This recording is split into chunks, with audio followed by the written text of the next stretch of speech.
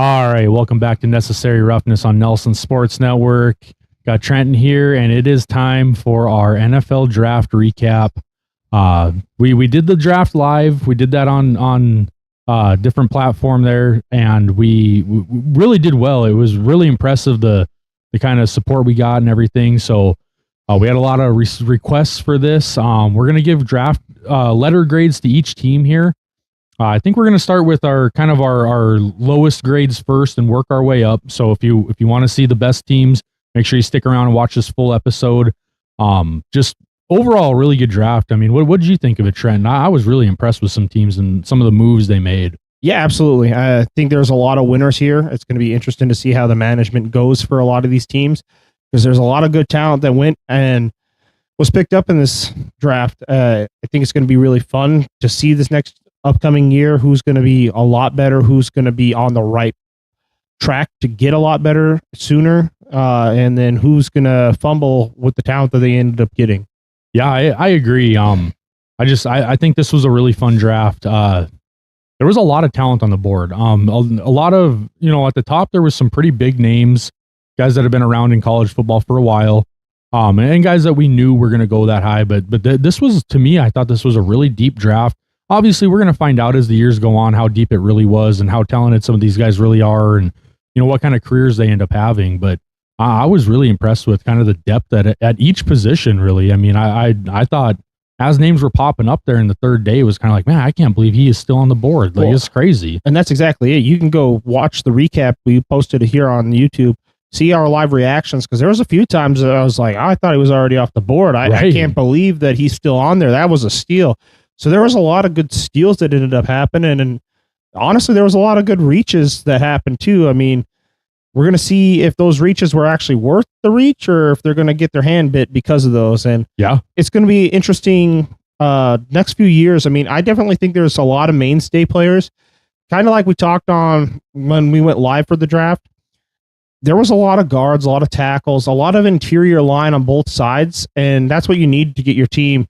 Trench warfare wins games, right? Yep. So that's what a lot of these teams stocked up on, and that's what you needed to do. This draft was really good. It had some really good splash players, some special teamers, some guys that are going to make yards for you, but it was really, I feel like, a really good trench warfare. You're going to see a lot of these guys be on these teams for 10 plus years or even have a chance to be in locker rooms for the next 10 years where you're going to see them, I remember when this tackle got drafted. I remember when this guard was in the league. It's going to be where you see a lot more of these guys and you're going to go, I remember that 2026 draft. It really changed our team. It really helped us protect our quarterback. It helped us with our run game because it was so deep in the offensive and defensive tackles, edge rushers, guards, centers. I think it was a really fun draft. I mean, it wasn't the biggest, splashiest draft where you have just highlight after highlight after highlight where you were watching, but it did have a few of them sprinkled out where it kept your attention. But these tackles, they're the unsung heroes. I mean, you're talking about a position where you don't get any praise for doing your job right. And the only time any fan or anybody knows you is because, you let my quarterback get destroyed. You let my running back get destroyed. It was your fault. It's always negative. Yeah, it's never, you're the fall guy. You're never the, we won this game because you protected the quarterback and he murdered it today because you gave him all the tools in the world all the time. You opened up these holes. Nope. Nobody cares except for coaches and maybe the really, really good geeky nerds in the sport. Otherwise, it's just not a splash player. It's not something that you can see where it's visible and edible, where it's like, oh man, I remember that Odell Beckham Jr. catch, the big splash play, the one-handed catch, or the Marshawn Lynch goes and wins the game against the Saints. Like, you're not going to get that from these kind of tackles. It's just going to be the unsung hero makes a play, and you don't even know that they made that play. Yeah. Yeah, I mean, I agree with tackles really are kind of the forgotten guys, but they're so crucial. Honestly, they're probably the most important guy on the field. Everyone always says the quarterback, which obviously, yes, the quarterback touches the ball on every play, but these tackles, I mean, man, everything starts in the trenches. So I'd say let's get right into this thing. Let's start off with what we were we're going to kind of go, we were in kind of agreeance on a lot of these teams, kind of how they did. So we'll kind of just follow an order of from our least favorite, draft class for the team and then work our way up to the top. So we will kind of agree that the 49ers kind of had, kind of the weakest class here. I feel like the 49ers kind of reached on a lot of these picks. I would say for me, it was probably like a C-. Like I don't really like to give a team a grade lower than that just because we don't know yet what these teams are or what these players are. Obviously we know like what they did in college and stuff, but we have no idea what they're going to be here in 3 or 5 years. Every one of these guys is incredibly talented. So it's not like you can say like, oh, he's a horrible football player. None of them are horrible football players. Will they all pan out in the NFL? No, they won't. Some of these guys won't, possibly won't even make the roster their first year. Some of these guys will be out by year 2 or 3, and some of them will have 15-year careers. I mean, we don't know that until it happens. So I never really go lower than a C- just because of those reasons. I don't feel like anyone really loses. I just feel like you could have done a lot better with what you had. But, we see how the cards play out, and there's a reason I'm the guy on the couch, and these guys are being paid millions of dollars to make these picks. So, I mean, this should be a celebration. So I don't really feel like anybody should be getting rung up as, hey, you had a failure or you had a D grade draft. I think you're trying to get your team better, so you got to take these kind of steps, these leaps and bounds. So I agree. I grade on a bell curve as well. I mean, C- is probably the deepest I'm going to go because at the end of the day, you're taking those swings, you're getting your team better one way or another. Maybe the guy doesn't pan out. Maybe the guy's the next stud and we didn't know about it. Exactly. I mean, maybe this guy's a CFL or a UFL guy who ends up progressing and then coming back to the league. You don't know how these guys are going to play out. College ball is so much different than NFL. I mean, the NFL is the cream of the crop. These guys have grown up and they've been the best high schooler in their entire county and probably in their entire state, most of them. Then you go to college and you're the best player on your team for most of these guys, or you're in the top 5 if you're on a really good school like Ohio State or Georgia. But you're going to the NFL where these guys have been the best since they started. They've been the best high schooler. They've been the best college guy. Now they're in the NFL and they're the fastest and the best at their position. That's why they're getting paid big money. Yep. So it's so hard to draft and, okay, this guy is going to be the guy because so many things can happen. And we've seen it multiple times. You can have the best draft on paper and then you get a guy who gets injured and then his career goes right down the tube. So you can never just, I'm going to give you the straight up, here's your reward, here's your A+, in my opinion, and you're getting an F because I don't agree. Well, some guys, they go in and you think, man, this is going to be an F draft for them because of what I've seen, and then their players actually play for 10 years, whereas the A+ guy ends up falling down because, well, you drafted this quarterback and he never panned out, and you drafted this running back and then his knee gave out. So in the moment, I don't ever go lower than a C- just because there's so many intangibles and you're trying to get your team better. And I feel like this is a moment for all teams to be happy with their draft. Whether you agree with how they drafted, that's not the point. These guys, they're paid multiple millions of dollars. They have a whole team that's been scouting these guys since day one they started in college and making splashes. These guys have been watching these guys for years. So some of these guys have been being watched since high school football. I mean, let's get into it. So the San Francisco 49ers, I gave them a C-. I think we're in agreement there on Trenton. Yeah, I think they reached multiple times in this draft. I think if you guys were going to keep reaching, then you should have traded down or at least gotten more draft picks in the future. And you didn't. You just kept trading and you kept taking the reach over and over and over again instead of trading back. You could have gotten these guys a lot later in the draft and had no problem. And then you could have set yourself up for future drafts where, all right, fine, we know who we want. And I don't have no problem with the guys you guys ended up picking up.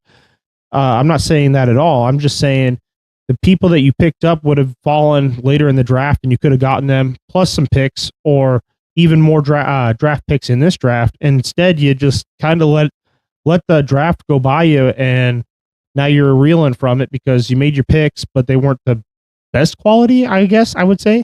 Yeah, there was a couple picks I did like here. The Romello Height pick in the 3rd round, I do like that pick a lot.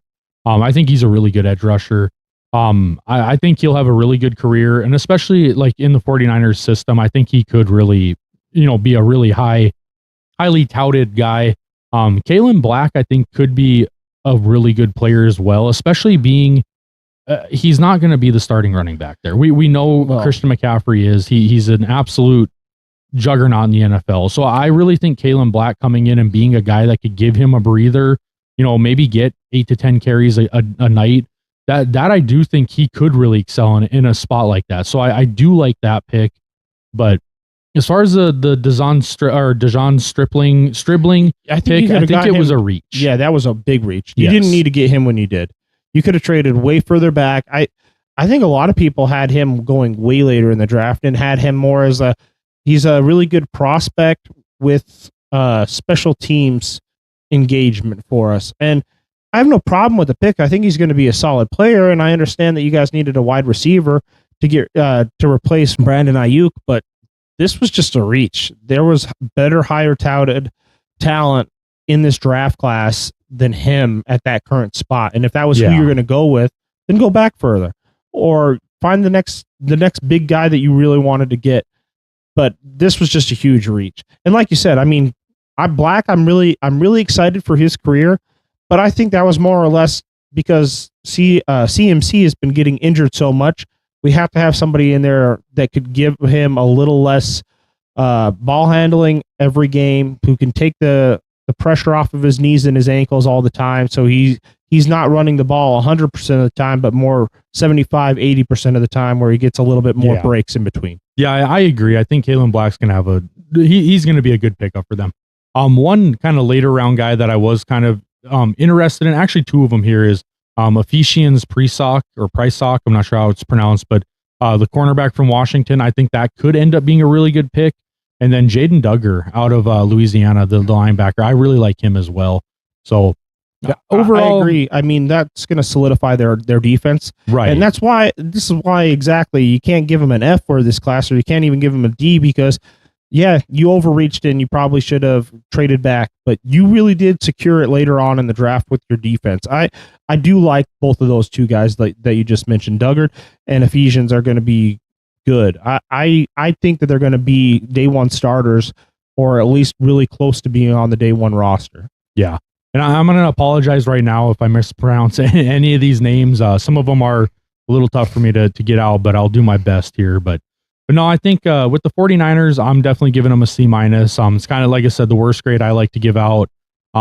It's not that I think this was a bad class. I just think they could have done a little more with some of the picks that they had. But overall, I mean, I'm excited to kind of see where it pans out, because sometimes the guys that I'm least, or the teams that I'm least favored on, end up having really good classes. So the next one I want to move to is the Los Angeles Rams. I gave them a C. What about you, Trent? What did you think of this class? Because this was kind of an interesting class that they this was an interesting class, and I'm interested to see how it's going to pan out. But they get the number one reach award this year. They really, really overreached. I get that you're looking forward, looking to the future. The GM, I would at least assume, is who was the one who made the decision after seeing the interviews and like how Sean McVay was dealing with him. I don't think he was sold on this guy. I think the GM was really sold on him. He likes what he's seen. He likes the tape. He looks like he's got good mechanics, but like we were talking pre-podcast, you don't know, because he's only had so many starts in the college. He didn't have multiple years in college. He could end up being the next Anthony Richardson. It was exactly what we were talking about, where, all right, yeah, on paper, you're supposed to be this superstar, but what happens when you get punched in the mouth in the NFL and your career fizzles out? Well, we don't know exactly what this guy's going to be, and his ceiling is super high, but his floor is also really low because we don't know. Right. So it's just one of those. I just feel like, I mean, this was really close for me for having like the worst draft would have been 49ers and Rams. They're like 1A, 1B for me right now. And it's mostly because of the overreaching that they did. Ty Simpson could have gone way later in the draft. You could have gotten him in the second round. As long as you picked it, you got this draft pick in before the Cardinals did, you would have been fine. You could have traded back from the 13th pick. I mean, who wouldn't want that in the first round, the 13th pick? Yeah. Bain was still on the board. Sadiq was still on the board. Lemon was on the board. You could have traded with any of them, and you didn't. I mean, heck, a few picks later, we watched Lemon go and get a trade get taken for Lemon. Like, you could have gotten further back in the draft, gotten more picks, more draft capital, and still gotten your guy and looked like you guys were geniuses because you got an extra pick. Yeah, it was a weird See, this was a really hard one for me to grade. I gave it a C because overall, first of all, they only had 5 picks. So, you're already kind of low on picks. Each team should have 7 in a perfect world. Obviously, trades and stuff happen, but I did think it was a reach on Ty Simpson. But like I said in the live as well, in 3 to 5 years, this is either going to be a genius pick or it's going to be a bust, and we just don't know yet. So it's hard for me to grade it. He could be Anthony Edwards, Anthony Richardson, like you said. Or he could end up being like an Andrew Luck, where he's a great quarterback, and we have no idea. But I did feel like it was a reach. The 2 picks I really did like were actually their late picks. Exactly. Yeah, I was not really wowed with their 2nd or 3rd round pick. I mean, they're great. They're great talent. I do think they needed the offensive tackle, Trost, and then I also think that they needed the tight end position filled. But I wasn't sold on those picks. I really think that in the 6th and 7th round is kind of where they crushed it the most. And that's kind of where you shouldn't be crushing it the most. It should be in the early picks, right? You want to get the biggest guy that you can possibly get off the border, at least get the most movement for your next draft. And that's where I feel like the GM really failed on this one. And not only that, but with this reach, like you said, this is kind of a boom or bust. The GM put his neck and his career on the line, because if this guy does not pan out, he is gone. Yeah, absolutely gone. He better hope this guy is like the next Matthew Stafford coming up in the wings, because if he falls anything short of that, he's out the door. It's a tough one.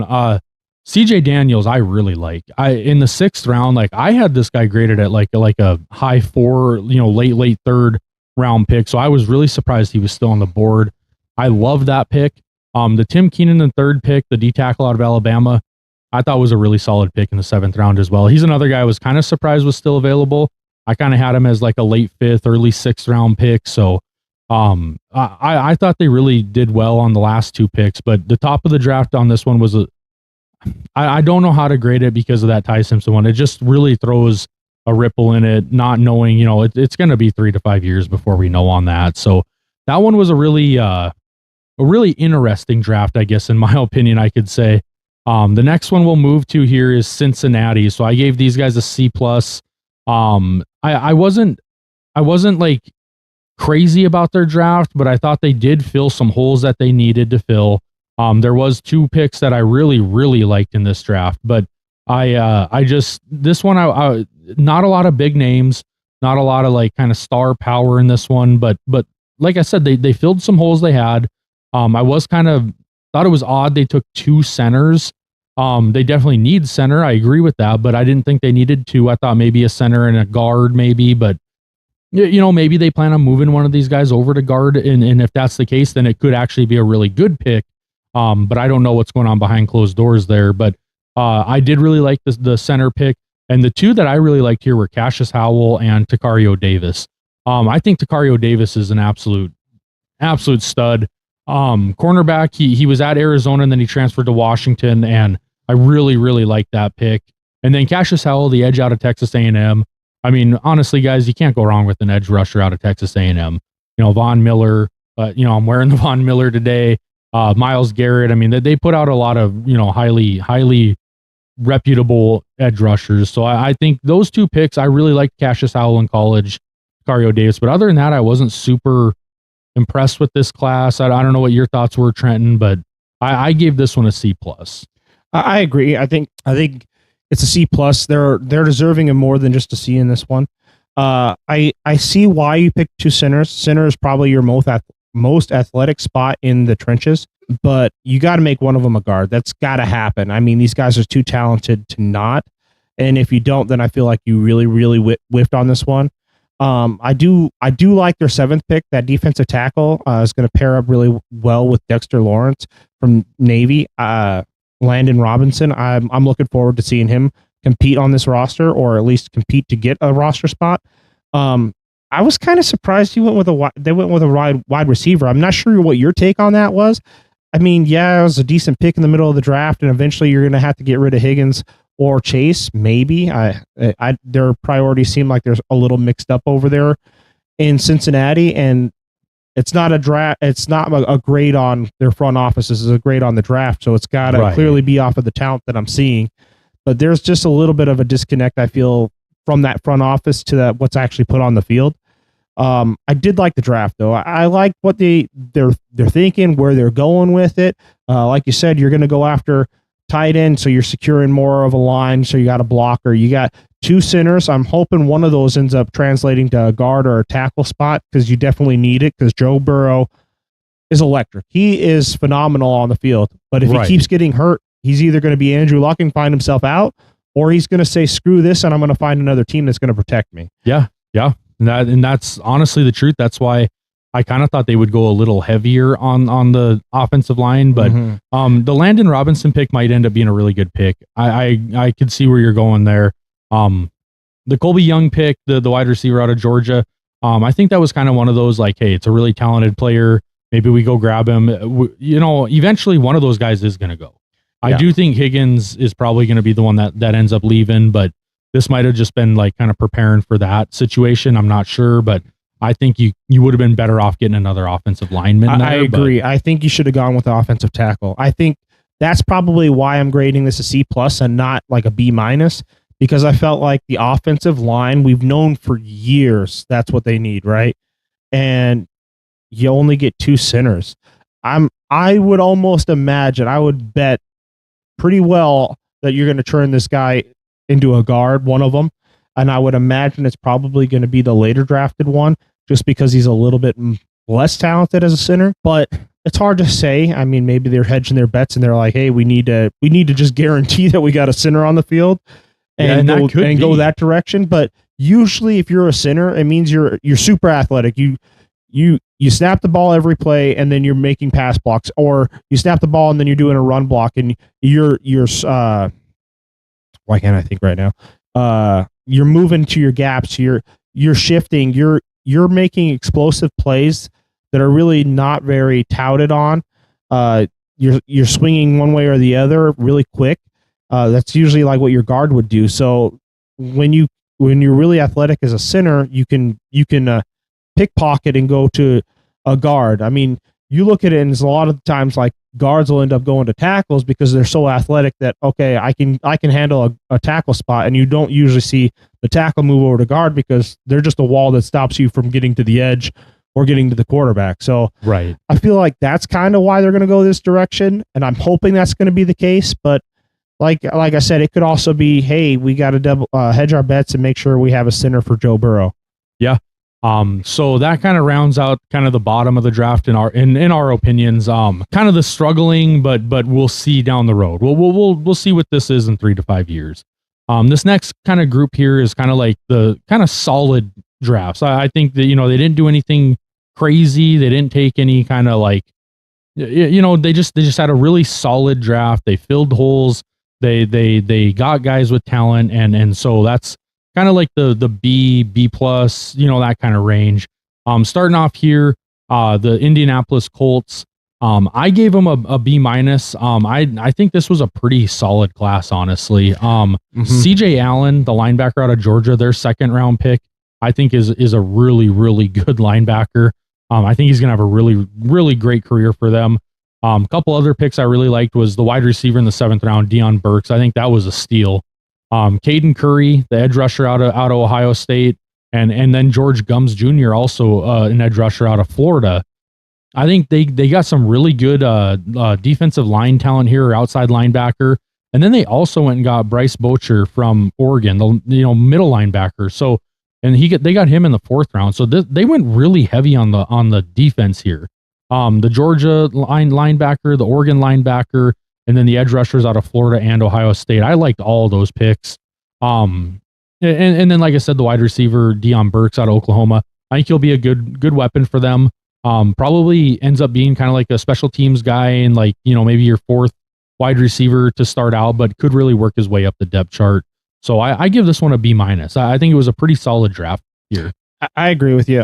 B- is where I'm going. I'm surprised they got Bocher as low as they did. I thought he would have gone a little bit sooner in this draft. You watched the Colts last year.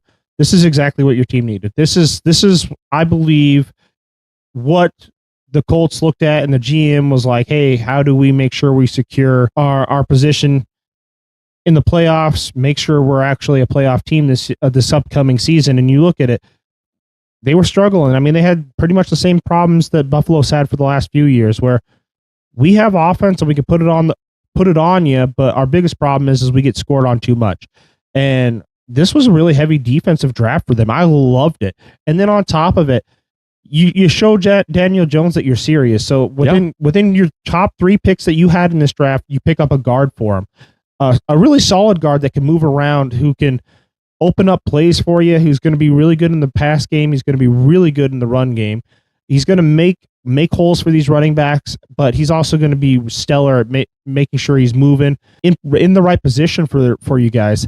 I do like this draft for the Colts. I think that their GM really saw what was going on last year. I think with the new ownership that they have there, they're kind of all a little bit more bought in than they've been in the past, but we'll see. Yeah. I think it was a pretty solid draft. The next one I wanted to move to was another B- here from me, is the Pittsburgh Steelers. So B-, again, solid pick or solid draft class. This one started out a little exciting in the first round. Everyone kind of thought they were going to go get Mekhi Lemon, and then the Eagles traded above them for that. So in the first round, they ended up going and getting an offensive tackle, which I think is actually a really good pick for them. This is one of the names I'm going to struggle with here, but Max Iheanachor, Iheanachor. I'm not sure how to pronounce that one, but Arizona State offensive tackle. I think really solid player.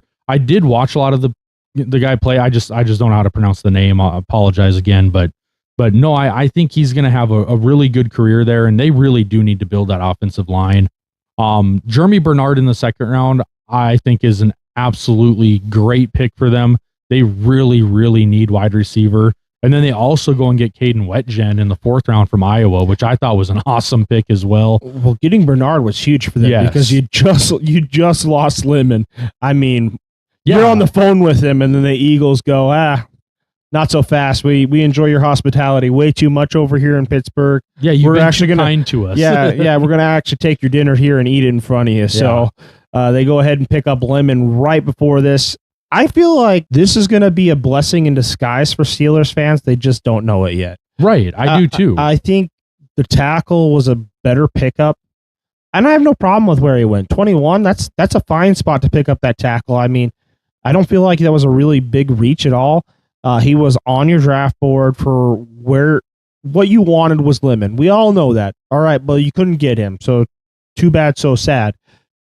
But then you pivot right to, all right, well, we're going to build for the future. And that's exactly what this draft really signified to me.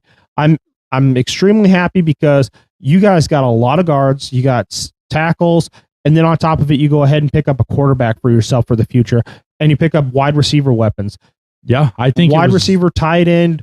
I think you got, 2 wide receivers this draft? Yeah, they got Bernard, and then they got Caden Wetjen out of Iowa, which, like I said, in the fourth round, that's a really good pick.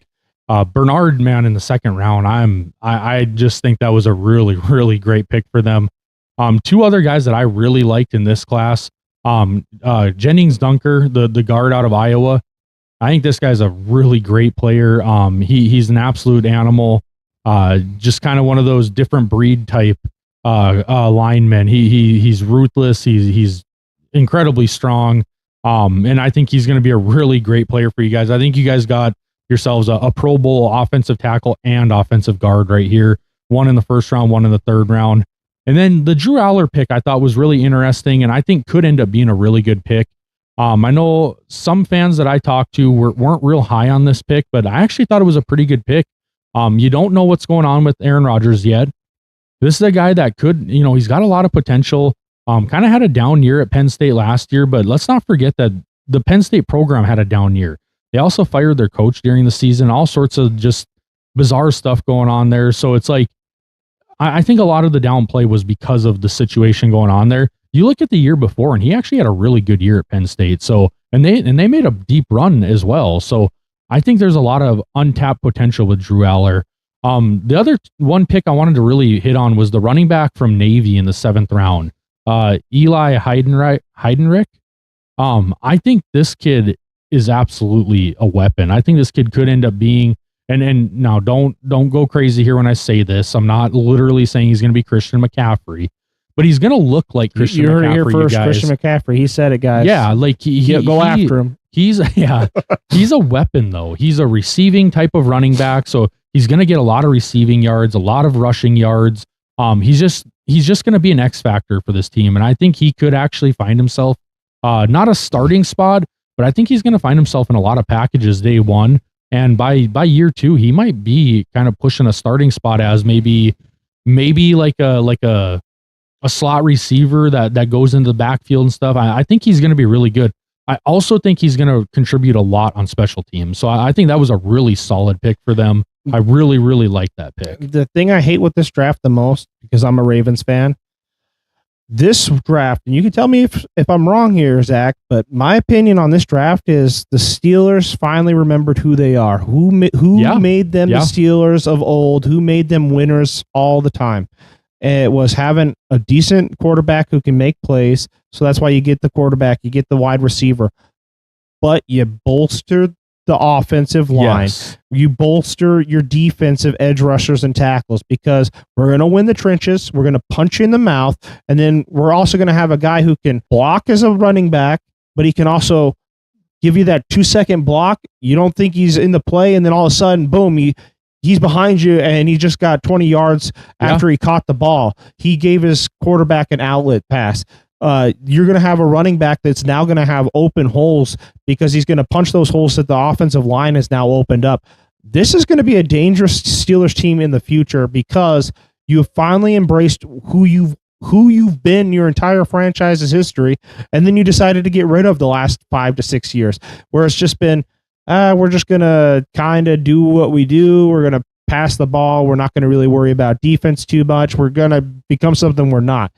And now you're getting back to Steelers football, which is you draft young, you keep the talent on your team, and you're going to punch people in the mouth and play smash mouth football. Smash mouth football means we get less possessions a game on both sides of the ball. So offense and defenses are going to be having to work a lot less, because you're going to have teams that have to score right now, and then you're going to run the ball and you just keep that possession rolling. And it's a lot harder when the opposing offense only gets the ball 6 times in a quarter than 12 that they've been getting it. So I do like this draft for you guys, not as a Ravens fan, but as a football lover. I do like watching you guys come back to your own. Yeah, no, I think they had a pretty solid draft. Like I said, a B- from me. And a lot of that grade was just because they did miss on the guy they wanted. It was obvious who they wanted in the first round. They didn't get him, but I agree with you. I think it actually panned out better for them in the long run, because I think Jeremy Bernard is going to be very comparable to Mekhi Lemon. Obviously Lemon is the better talent overall, higher kind of grades on him, but I think Bernard could give you basically the same production that Mekhi Lemon could. So I think they really won. They went and got the offensive tackle. And like I said, just the rest of the draft, I was pretty happy with what they did there. Next team we're going to move to is the Carolina Panthers. Now, this one got a B- from me as well. Again, another solid draft class here. I thought they really did well for what they kind of needed for this team. You're building around Bryce Young. You got him a weapon last year in Tetaroa McMillan out of Arizona. He ended up winning offensive rookie of the year, offensive rookie of the year. And you're trying to build around your quarterback. You got him a weapon. You've got some pretty solid running backs there already. And they go out and they get him another weapon here. Chris Brazzell, the second out of Tennessee, really good wide receiver, I thought. They got him in the 3rd round, because in the 1st round, they go and get an offensive tackle to protect Bryce Young, which I thought was huge. Monroe Freeling out of Georgia, really great offensive tackle.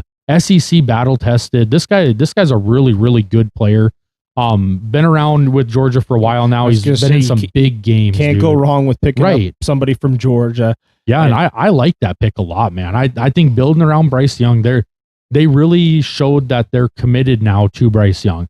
I think for a while there was kind of some questions. Are they going to stick with Bryce Young, or are they going to move off of him? And I think this past season, they made their decision. Now, we're going to stick with this guy, and we're going to build around him. Let's get him another weapon. Let's bring in some more protection. I mean, they went and got a center in the 5th round, Sam Hecht out of Kansas State. Another great lineman. So I think they really committed to we're going to build around this guy and build a team here. The pick I liked the best though here, other than the Monroe Freeling, because I really thought you needed to go get that guy, especially at 19 in that draft. They haven't drafted that low in a long time, so they were probably a little like, what do we do here? We're usually top 5, top 7 picks. So the guy I really, really liked was the safety out of Penn State. I think it's Zach Wheatley, but it's Zakee. It might be Zaki. I'm not sure. I think it's Zach Wheatley, but I watched this kid a lot at Penn State, and I thought he was a really, really good safety. And they got him in the 5th round, man. I thought that was a really good pickup for them. Absolutely. I think they shored up both trenches. That's kind of where they went, and then they went really heavy on defense. I like the fact that you guys went heavier on defense because I felt like that's kind of where you felt short against the Rams. I think that's exactly what the GM looked at and said, okay, we got some issues. Let's get our quarterback a little bit more protection, and if we get him more protection, then he's making more explosive plays. So maybe we're not in the same position. But then on top of it, we're also going to shore up our defense and try to get another leader in there. I mean, when was the last time that defense really had anybody good on that defense, like that could lead that linebacker group? When was the last time they really had a good quarterback? I'd say it was probably the same time that they went to the Super Bowl against you guys. Yeah. Cam Newton and Luke Kuechly. Well, then they've been pretty abysmal since. So if I'm the GM, it's just exactly the same exact feeling I had for the Steelers is what I have for the Panthers. You coming back into your own. What caused you guys to win games in the past was we had a solid quarterback that could play and make exceptional plays. So we're going to embrace him, and we're going to love him, and we're going to get him offensive tackles and offensive weapons. And then we're got to make sure we have really good football IQ on the backside of the ball, that we're stopping people and locking them down. And that's exactly what I feel like this draft did for you guys. Absolutely. Yeah, I thought it was a really solid draft. Next team, another really solid draft here. And I actually had him at a B-. I think I'm actually going to move him to a B+ the more I think about it here. So this one's the New Orleans Saints. They drafted a quarterback last year, and they really liked this kid out of Louisville. And so they decided they're going to go get him some weapons, which I thought they really needed to do. Chris Olave is a really, really good wide receiver, but unfortunately the guy does deal with a lot of injuries, concussion problems, which, we never want to see that with any player, but it is part of the game. And so I think what they did here was they saw there's a lot of wide receiver talent, and we have to go grab some weapons because we don't know if we're going to get 17 games out of Olave. We might get 8 or 10. Round 1, the 8th pick, they go and get Jordan Tyson, the wide receiver out of Arizona State. I thought this kid was arguably the number 1 receiver in this class. I know Carnell Tate went higher. I know Makai Lemon was really, really highly touted coming out of USC, but I thought this guy had an argument for the number 1 receiver in the class. He ends up going 8th overall. Love this pick. I know he's dealt with a couple injuries in college, but I love this pick. Great player. And then they also go get the North Dakota State kid, Bryce Lance, who's actually Trey Lance's little brother. This kid is electric, incredibly fast. He ran a just crazy time at the 40-yard dash at the combine, and I really like that pick. So they bring in two weapons, but then they also go get Berrien Brown, the wide receiver out of LSU, and they also get Oscar Delp, the tight end from Georgia, who was a really good tight end. So it's like, man, he's got some weapons. They can pour it around the yard all over the place. Like you said, and they've still got Kamara, and then they brought in Travis Etienne from the Jaguars as well. So they've got their running backs. Now they've got their receivers. They get another tight end. Taysom Hill is still there. Like this team might actually be really, really good next year. You know, it's going to be exciting to watch this team. I mean, like you said, they go ahead and not only that, but they pick up a guard too. I mean, you're getting solid offensive output, and I love Olave. When he's in, he's the greatest. But everybody knows your best asset or attribute to your team is availability. And if you're not in these games, then it doesn't matter how good you are. And that's exactly what the GM had to look at here and go, okay, we have a really solid wide receiver, but he doesn't play very often. I got to get you weapons that you can throw to consistently. And that's exactly what this draft portrayed was, all right, I got to get you a guard. I got to get you a tight end that can help out with protection. And then on top of it, he's going to be really good for targeting and getting open, getting you yardage. So he's going to be a dual threat tight end for you. And then you got 3 wide receivers that are going to be out of this world. I love this. I love this draft. I'm going to give this a B plus. Yeah. I mean, it teeters on the edge of A minus for me, but I'm going to give it a B plus. I mean, where they were at in the draft, you guys have been drafting so bad for years that it's one of those, okay, well, are they going to finally turn it around kind of deals? And I felt like the talent that you guys ended up getting with this draft was solid. I'm really interested to see where it goes. I think my only reason why it's not going to be bigger for me is because I felt like there was a little bit more offensive tackle talent that you guys could have gotten later that would have helped solidify your quarterback. I love the weapons that you guys are picking up, but I feel like that's kind of where my disconnect was with this draft pick for them. Yeah, I agree. That's why I originally had him at a B minus. Was I thought they needed more O-line depth, but I am moving it up to a B plus because the more I think about it, they did get a lot of weapons here. The one kind of sneaky pick here that I really like that I think could end up being really good for them is Lorenzo Styles Jr., the safety out of Ohio State. It's Sonny Styles' brother, actually older brother. I like that pick as well. So I was just really surprised, but also kind of pleased with the offensive depth they went and got here. 3 wide receivers, a tight end, like another guard. Like this might be a really, really good class. The next one I want to move up to is the Jacksonville Jaguars. So this was a B minus for me. I'm not sure what your grade was on this one, Trenton, but I thought, you guys drafted a lot of players here. It's a really, deep class, but I wasn't like super impressed with I don't want to say with any of the picks because I think a lot of these kids are really good players, and I'll tell you some of them that I really like, but I didn't see anything kind of pop off the screen to me on this one. So I do like the Wesley Williams, the edge out of Duke. I thought he had a really solid year last year. He's got a lot of potential. They took him in the 4th round. And then Albert Regis, the D tackle out of Texas A&M, I thought was a good pick. But other than that, like these guys are all good players, and I'm not going to take anything from any of these guys, but just nothing really jumped off the page to me. But when you draft, I mean, let's look here. 1, 2, 3, 4, 5, 6, 7, 8, 9, 10. When you take 10 picks in a 7-round draft, to me, that automatically moves you up almost a whole letter just because, like, hey, you're bringing in a ton of talent and a ton of depth. Like I said, no names that really popped off the screen to me, but just a bunch of talent coming in all at once like that. That's never a bad thing to have that much talent flooding in the door day one of the next season. So I give it a B minus. Like I said, the ones that I kind of was more happy with was Albert Regis and Wesley Williams.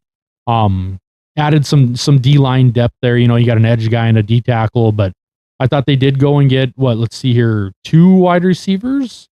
They got 2 wide receivers and 2 tight ends in this class. So trying to get some more, offensive weapons here. B minus. I'm not unhappy with it, but again, like I said, just nothing that really jumped off the page and said, wow, that was a really good pick there. I just thought they kind of picked for where they were. They took talent that I had graded at the spot that they took it. So I can't ever be dissatisfied with that. Well, and like you just said, they picked the talent where I thought it would have gone anyway. So they didn't reach. They didn't really make any huge giant splashes in this draft. It kind of was a quiet draft, and I feel like they're hovering in the same zone with me as the Dolphins did, where it was a quiet draft. You really didn't pay attention, but they got a lot of picks, and they got themselves better in multiple spots. I actually have these guys as a B plus. Okay. I feel like, they had a lot of talent. No one really popped off the pages for you, but I feel like a lot of it too was in the trenches. I think they got 2 or 3 edge rushers. They ended up getting a guard, a tight end. I mean, these guys really moved around. You got a defensive tackle as well. These guys really solidified the trenches, which is really, it's a quiet position. Like we talked earlier in this video, it was to solidify that line, solidify both sides. I think it was quiet. You really had no pop off the page guy. And I think the best pick that they actually had was in the 3rd round. I think Emmanuel Pregnon is a steal for these guys. I loved him as a guard. I think he's going to be solid for them. I want to see him in the league with these guys. I want to see what he has to do. I give these guys a B+. I mean, it wasn't anything flashy. Like you said, you're picking 10 picks. So with the 10 picks, that's why it's not going to be in an A for me. It's not going to be an A- or an A, because with this kind of talent, you should have had at least 1 or 2 splash or big guys, or you should have made a splash with those kind of picks that you had. You have so many picks, you could have moved up. You could have done something to really solidify yourself. Instead, it was just, hey, we're gonna get the talent where it's at. We're gonna get what's off of our draft board, and I have no problem with that. Absolutely not. Sometimes that's the best winning move that you can possibly do. You get 10 picks instead of 8. Move on, keep her moving, right? You didn't trade back. You didn't get any capital really for the next few years because of this draft. You just got who you needed, and I like those kind of drafts. I'm going to have to give that a B+ for me. All right. Yeah. I mean, I understand why, and I don't disagree with it at all. To me, it was a B-. Like I said, I already gave you the reasons why, but the next team I want to move to, Buffalo Bills. So this one, we're moving up into kind of the B range for me. I thought this was another class. I mean, they had 1, 2, 3, 4, 5, 6, 7, 8, 9. They had 10 picks as well. This one had a little more kind of name power to me, though. This one kind of did jump off the page to me. That's why I kind of moved it up to a B, maybe even a B+, honestly. I think I'm going to actually stick with a B+ here, because there was a couple picks here that I really liked. TJ Parker's a great player, edge rusher out of Clemson. But David Igbinosun out of Ohio State, the cornerback, I really like that pick in the 2nd round. Zane Durant, the D tackle out of Penn State, Toriano Pride Jr., the cornerback out of Michigan, like or Missouri. I mean, they really went out and got some defensive talent here. Another one, the safety / cornerbacks. He played a little cornerback too, but Jalen Kilgore out of South Carolina. Taking him in the 5th round with Zane Durant in the 5th round, and then, like I said, Toriano Pride in the 7th. Like I thought, they added a lot of defensive depth here. 2nd round, you get the cornerback and the edge rusher, but the one that really stuck out was something that I've been saying Buffalo really needs to go get, is the Skylar Bell pick out of Connecticut, the wide receiver. They took him in the 4th round. I had him as a late 2, early 3 round pick. Kind of leaning more towards that late 2. I really thought he would be gone kind of early. In day 2, I thought, it's rounds 2 and 3. I kind of had him projected late round 2. So I thought, someone might reach and get him kind of middle round 2. But I thought for sure he'd be off the board by the end of round 2. And he ended up going in the 4th round, the 25th pick in the 4th round. So, I mean, this guy, to me, I thought, like, man, I can't believe this guy is still there. And they went and got a talent that they really, really need. They need wide receiver really bad. They traded for DJ Moore. They brought him in, but that's not going to fix everything. They needed more wide receiver depth.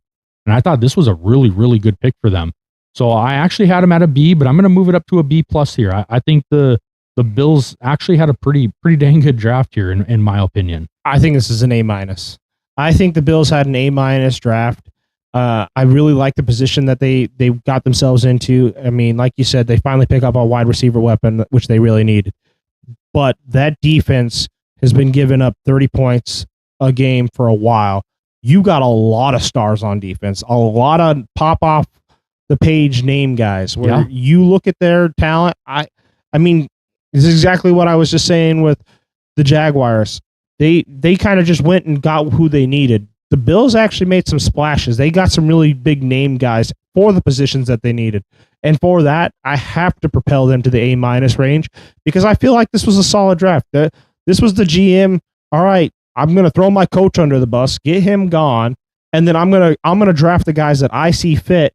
And I mean, he really didn't go very much offense, but I don't feel like he really needed to. I mean, you already have the talent. You can kind of go into free agency if you need to in the middle of the season. Like you said, you just picked up more, so you end up getting Bell, who's I hate to make the puns again, but he's going to be a bell cow for you. Oh, yeah. I mean, he's going to be solid. He's going to get the ball. He's going to get thrown a lot too.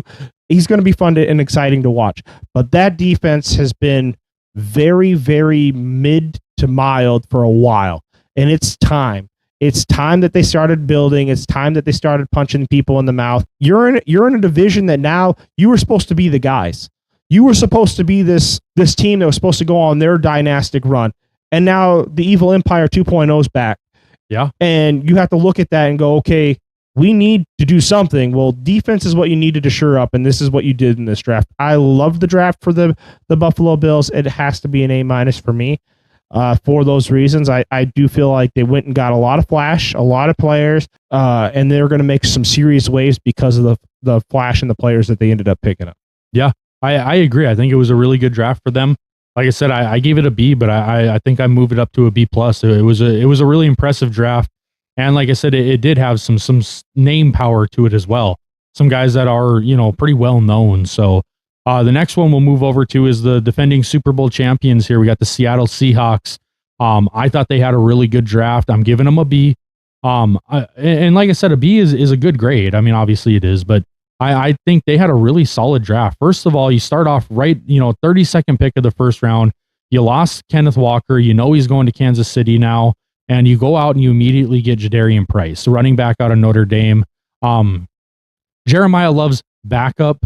We'll call him the backup. But if this guy was on any other team, he's a starter. Exactly. Immediately. He was by far the second best running back in this class. It's just crazy that they were both at Notre Dame. Yeah, so second best running back in the class and second best running back on his team because it was the same guy. Crazy. It's just crazy. But I think this was the pick they absolutely had to make here. You've got a really solid team. You just won the Super Bowl. So you don't have a ton of holes to fill. You did lose some guys in free agency, like we said, Walker, a couple defensive guys, but really I thought this was a great pick. Jadarian Price, when they said his name day one, the very last pick, I was just like, wow, they did it. Yep. They went and replaced him right away. What a smart move. And then day two, the round two. Yeah, sure up your safety. Yeah. That was a beautiful pick. I love that pick. McDonald over there is a defensive-minded coach. Yes. And it clearly showed. I mean, pick 2 and pick 3, you pick up Bud Clark over there, safety. So you're sure in that safety spot up where this guy's a little bit more of a free roamer. He's gonna fly around the field. And then you go ahead and pick up a cornerback too. Whoo-wee, that defense is already the dark side. That's what you guys go by. There's a reason you guys got a nickname is because you're good. When you're good, you get cool nicknames like that. Well, and they went and got 3 cornerbacks. Mm-hmm. They got Julian Neal out of Arkansas in round 3. They take the Toledo kid, Andre Fuller, in the 7th round. And then again in the 7th round, they go and get the Arizona cornerback, Michael Dansby. So, and then like we said, the second round, they took the safety. Yep. So Bud Clark's going to be playing opposite of Nick Eamon-Warry. That's scary. Yep. Eamon-Warry is built like a linebacker with the speed and ball hawking skills of a safety / cornerback, but with the rushing, techniques of an edge rusher. I mean, this guy is absolutely phenomenal. I think he's one of the funnest players to watch in the NFL.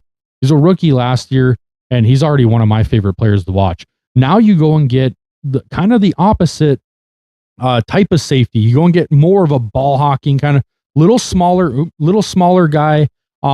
Not small, but smaller than Eamon-Warry. Yeah, but in comparison. Yeah, now you've got kind of your yin to your yang there at safety. Like you've got just dangerous. Oh yeah, dude. And then like I said, 3 cornerbacks. Well, they solidified that defensive back room. Not only that, but then you go ahead and you pick up a guard from Iowa. Yeah, you can never go wrong with those. Can't go wrong with Iowa. I mean, this team really, you were already set up for failure because you won the Super Bowl. Yeah. You're getting picked apart. Everyone comes in like vultures and they find, free agents. We're gonna eat them alive. We're gonna pay them more money than anybody else. Well, then you got to go in and got to figure out who you're gonna put in those spots. And then on top of it, now you're drafting so much later in the draft. You're drafting very last unless you traded those picks away. And I felt like you said, you're already set up for failure, not success at that point because you're already the top. How do you try to get better than being the top? Well, you try to go for a repeat, right? And I felt like with what they had, they set they were set up for maybe a C grade to start with. And they ended up being a B. I agree with you on that. Where they picked, they made some serious punches. They ended up assuring everybody, nope, we're here to stay. We're going to keep hammering down on defense. That's where we've made our bread and butter for years. And then we're also going to get a running back to replace Walker. And then you go ahead and get another, I think a number 2 for, why can't I think his name? Smith and Jigba over there, where I like Henderson Jr. Yeah, I like this kid. I think he's good. I think he's really talented. I was kind of surprised he fell to the 6th round. Yeah, I had him like a 5th or 6th round. Like going over his film and stuff. Mm-hmm. So I wasn't super impressed that he went 18th in the 6th round. I thought that's kind of roughly where I had him, but I thought it was a really good pick. The Bo Steffens pick, the guard out of Iowa, I like that one a lot in the 5th round. It was kind of where I had him graded, but I kind of thought like, man, they're going running back. I figured they would have gone sooner. Right. They went running back, safety, cornerback, and then guard. And it's like, okay, they have a plan here. And I felt like they got maybe a little bit of luck to do with it, but picking so high up in the 5th, that's why you got this guy. Right. Because any later and he was going to go to somebody else. It was going to happen. And then the other pick I really liked for them was in the 7th round, Devin Eastern, the D tackle out of Minnesota. I thought this guy had a quiet year last year, played in Minnesota. So, you're in the Big Ten. If you're not on Oregon or Indiana last year, or like a Michigan, Ohio State, like you kind of fly under the radar. But Devin Eastern has had a really good career over in Minnesota. And I thought that was a really good pick as well. Kind of one of these quieter names. They're going to bring him in and he's just going to play really well, be really productive for you. So I really liked their draft. I gave it a B, teetering on a B+. But like you said, when you're the Super Bowl winning team, it's really hard to have a great draft because you are drafting so low in every round. It's so hard to have an A+ after you just had an A+ season. I mean, there's a reason why you're drafting 32nd. And if you're the Super Bowl runner-up, there's a reason you're 31. It's just so hard. They make it a lot harder because they know that in order to get good, you have to have talent. And that's why you have so much parity in the NFL, where one year you're the top of the world and the next year you're in the middle of the pack, is because it can change just that quick because of the talent that's pouring in. And I felt like they did a great job of solidifying where they needed to be. Yeah. Next up here, this one I gave I gave a B. We'll get into why, but this is your favorite team. We're at the Baltimore Ravens here. 11 picks. 11 picks. That's a lot of picks, you guys. 11 picks. Remember, there's 7 rounds, so each team in a perfect world would have 7 picks. They almost doubled that. That's crazy. Well, I mean, that's Ozzie Newsome method right there. Yeah. We just keep trading, and that's honestly why I got these guys as a B+. I loved the draft. I loved what we did. We do not deserve an A. We didn't really make huge splash play names. We drafted higher than we normally do, and I feel like that's exactly the way DaCosta drafted. Is like we still were a playoff team, and we were drafting higher than we actually were, or later than we actually were. I love the guard pick. I think we could have maybe gotten him a little bit later. I talked about that multiple times during the live. I loved him, but man, Bane would have looked beautiful in a purple jersey. I'm just saying now. He would have been perfect. I mean, the way he reeks Baltimore. Go ahead, and I'm not even going to look myself in the mirror. I'm just going to grab this hat and go shake the commissioner's hand and get after it. Yeah, that was awesome. Like he's going to be a crazy talent in the league. You could have picked up Lemon. We do need wide receiver help. You had Sadiq. We just lost our top tight end. Those are kind of some of my reasonings for dropping us. He had 11 picks. I mean, were any of them really, super off the page except for maybe Young and the guard? I mean, Vega, I'm not going to try to pronounce the rest of your name, buddy. Vega, Ione. Yeah. Ione. Yeah. Vega, I mean, those really great talent, but I felt like he could have gone in the later 20s in that round. And if that's the case, then do the Raven thing and trade back. Somebody would have traded with us to go up higher. Heck, the Steelers might have even traded with us to beat the Eagles at that point in time. Well, in hindsight, they probably would have. Yeah, honestly. I mean, and that was like kind of where I figured Lemon was going to go, was around that point in time. So you end up having the craziest drops I think I've seen in a while, where Ty Simpson goes 13, and then you don't have Sadiq, you don't have Lemon, and you don't have Bane go off the board, and then we just go ahead and pick up Vega, who's a great guard, and we needed the interior line. Absolutely needed to restock the cupboards as far as our offensive line goes. But I just feel like we whiffed. I mean, if that was the case, we should have traded back. We should have done. I mean, I'm not a GM by any means, so there's a reason they're paid millions of dollars, and I'm sitting here talking about their picks. But it just felt like it left me wanting. I love the wide receivers that we picked up in the 3rd and 4th round. Absolutely love the picks. Jacoby Lane and Elijah Surratt. They're going to be great. I like these guys. I'm not sure Surratt's going to be a starter by any means. I want to see kind of how he works for our team. I'm not 100% sold on that one, but we'll see. We go ahead and pick up a punter in the 6th round. I know our punter's getting a little bit older, but I felt like that was kind of a little bit of a reach, but it's the 6th round, so you can kind of get away with whatever you want. Nobody's really going to question anything, especially later in the 6th round.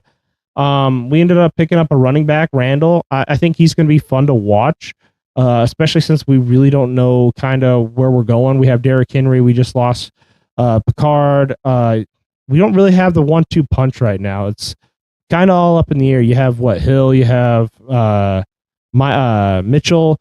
It's just kind of a revolving door right now, and it's you like vanilla, I like chocolate. Who we going to put in the game today? Right. Nobody really knows. So, and then I felt like we didn't really sure up the defense. We got a lot of these guys who are going to be going to free agency in the next 2 or 3 years. I felt like we could have gotten a safety. We could have gotten a little bit more to solidify the Ravens for what we truly are, and that's a defensive heavy team. We haven't really had a very solid defense for the last two years, I'd say, where it blows you off the page and goes, man, this defense is really solid. So I felt like it left me wanting in a lot of spots. Yeah, I actually thought this was a really good draft class. I really liked the Vega Ione pick in the 1st round. I know you disagreed with it, but I really thought it was a great pick. I don't think 14 is too high to take a guard. I really don't. I think if that's what you need, and this is a very, very good guard. Honestly, one of the highest rated guards we've seen come out in probably 10 or 12 years now. So I think it was a great pick. Zion Young, one of my favorite players in this draft, the edge out of Missouri. You didn't get Reuben Baines, so instead you go and get the next best thing, Zion Young. Absolute stud. I love the player. And then you go and get 2 receivers, Jacoby Lane out of USC and Elijah Surratt out of Indiana. I thought right there, the first 1, 2, 3, 4, I was like, man, they're really killing it. They're having a great draft. And then later in the draft, you go and get Rashawn Benny, the D tackle out of Michigan in the 7th round. I love that pick, dude. I had him as like a 5th to 6th round player, and he goes in the 7th, late in the 7th, the 34th overall pick in the 7th. Like, I thought you guys had a really good draft. Josh Cuevas, the tight end out of Alabama, good pick. And then Evan Bernstein, I think he's a really good player. Northwestern, the guard. Again, really shored up that offensive line, in my opinion. I thought you guys had a really good draft here, so I gave it a B. Could have been a B plus, but I just, I didn't want to go B plus just because there wasn't like a ton of name power here besides like Ione and Zion Young. The Elijah Surratt had name power. Yes, he did because of, the Indiana run and stuff. But before that, not a lot of people really knew a lot about this kid. So, but I thought he made really big catches, really big plays in really crucial moments for Indiana on that national championship run. So I thought, this kid, he showed that he's got the talent. He's got the mental part of it. He can show up in big games. So I thought you guys had a really good draft. I'm not going to lie to you. I was really pleased with it. B, teetering on B plus for me, but I stuck with a B on that one. Next, we're moving over to the Minnesota Vikings. Now, this one I gave a B as well. I know a lot of people, we're kind of up in that area of the country where we got a lot of Vikings fans here. A lot of people weren't happy on this draft. A lot of people thought they really reached in the 1st round. They thought they didn't get the right kind of talent that they needed, but I disagree.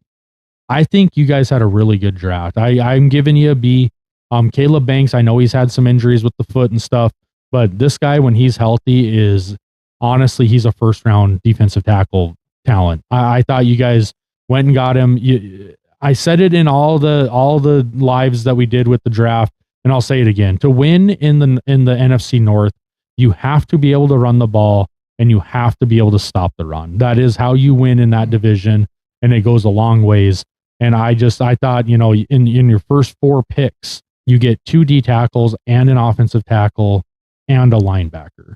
You guys understood the assignment. You knew that you have to be able to stop the run and run the ball to win in that division. And that's exactly what you did. Caleb Banks, I think, is a great pick for them. I really like the Jack Golday pick as well. But the one that I really, the two, I guess, that I really, really liked was Max Bredesen in the 5th round, fullback out of Michigan.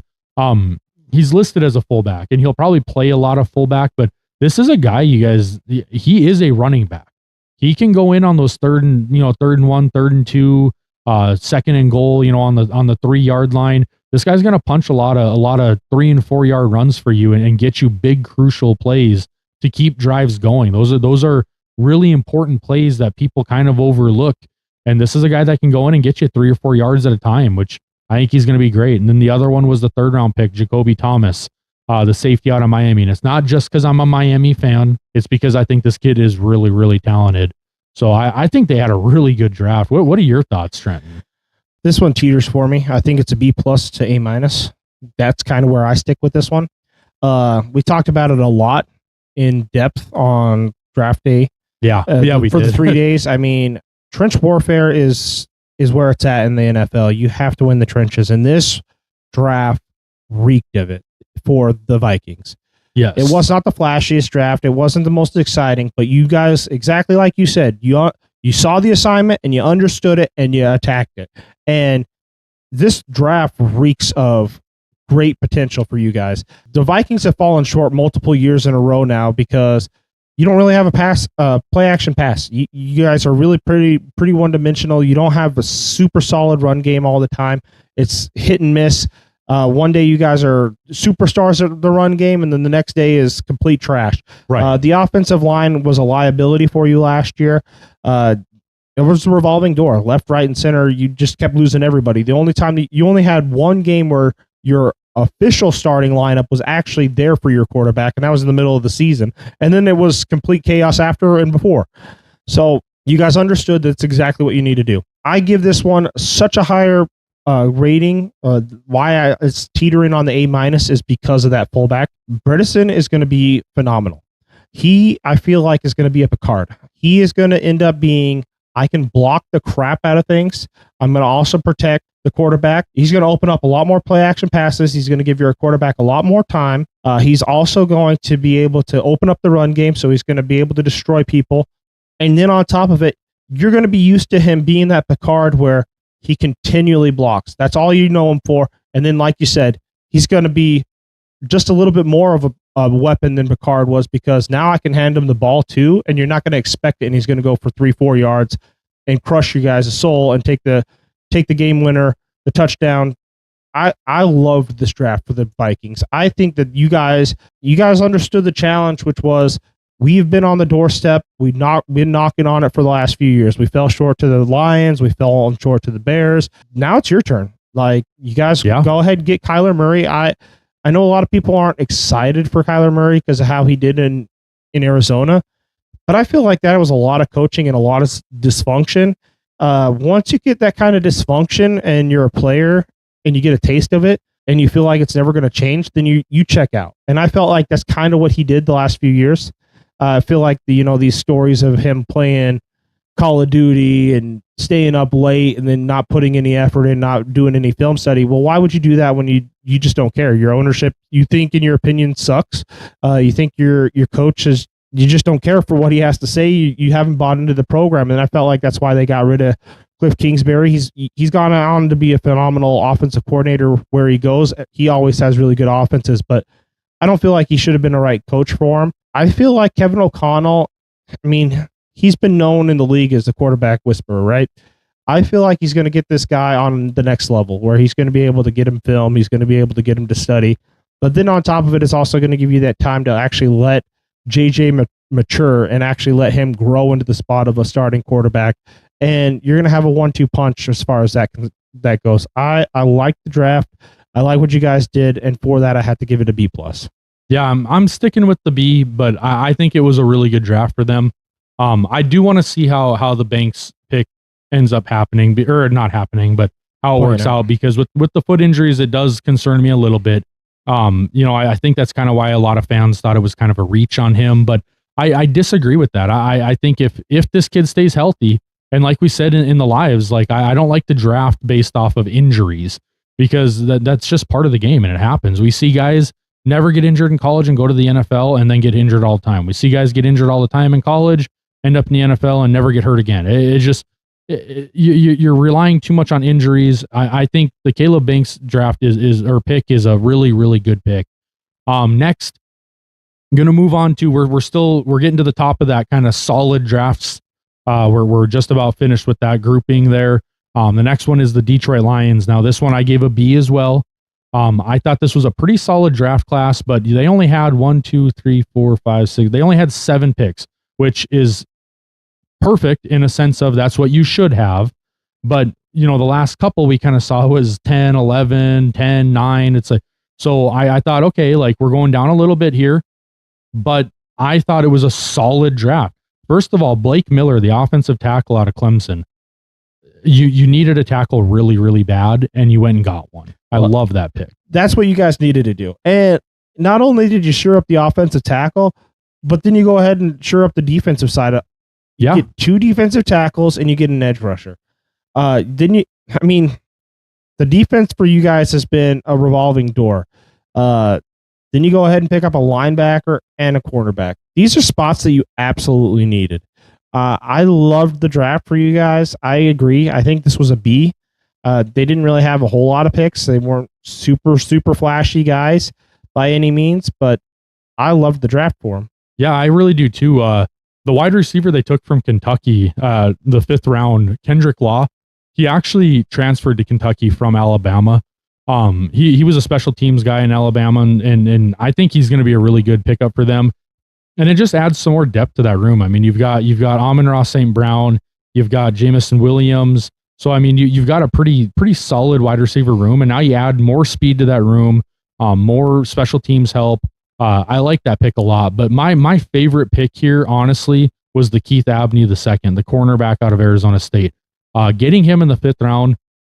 I think I said in the live, I think I said a couple times that I was surprised this guy was still on the board.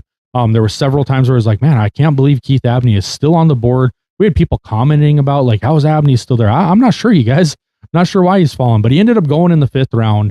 And I thought that's a really good pick for the Lions, because that to me, I had him late 3rd, early 4th round, if not even middle 3rd round pick. I thought he was a really talented player. And then Jimmy Rolder. I know some of the comments we were getting was, well, why are they going after a run support linebacker when we let our pass coverage linebacker go in off season? I think that's a good point, but I think Jimmy Rolder was the right pick for you guys. Solidify again. This is the NFC North, you guys. You've got to be able to stop the run. Now you get another run stopping linebacker. And I think he's going to be really good. I think he'll develop into a good pass prevent linebacker. But you've got that run stopping structure already there, and I think that's really good for them. And then Derek Moore, another Michigan guy, the edge rusher. I just think this was a really good draft for them. I gave it a B, but I really like the picks. I thought they really filled the spots they needed to fill here. The linebacker here, I love the pick because, okay, you did have a pass support linebacker, but I feel like it's a lot easier for a running defender on as your linebacker to go and transition to being able to be a pass protector, because you're not attacking the ball 24/7. It's harder to get a guy who's passing because it means you're more passive and you're dropping back more often and you're keeping your eyes open and you're not too worried about making those tackles. I feel like it was kind of a Detroit. This was a Detroit pick for your linebacker. This is going to be somebody who plays Smashmouth football. He's going to go after you. He's not going to have any problem. Oh, he recognizes it and he's going to destroy a running back in the hole. But he also is going to get to the point where he's going to be like your Anzalone, where he's going to pop back and, okay, now you got to worry about him as a passer. And I feel like that's what this draft pick was for them. They were looking towards the future of, okay, we already got you in one spot that we really like. Now we're going to get it so you have multiple tools in your tool belt. Right. And this was a team that finished last in their division, which they just went from winning that division. So, they won the division. They won the division last year. Ended up losing in the first round to the Commanders.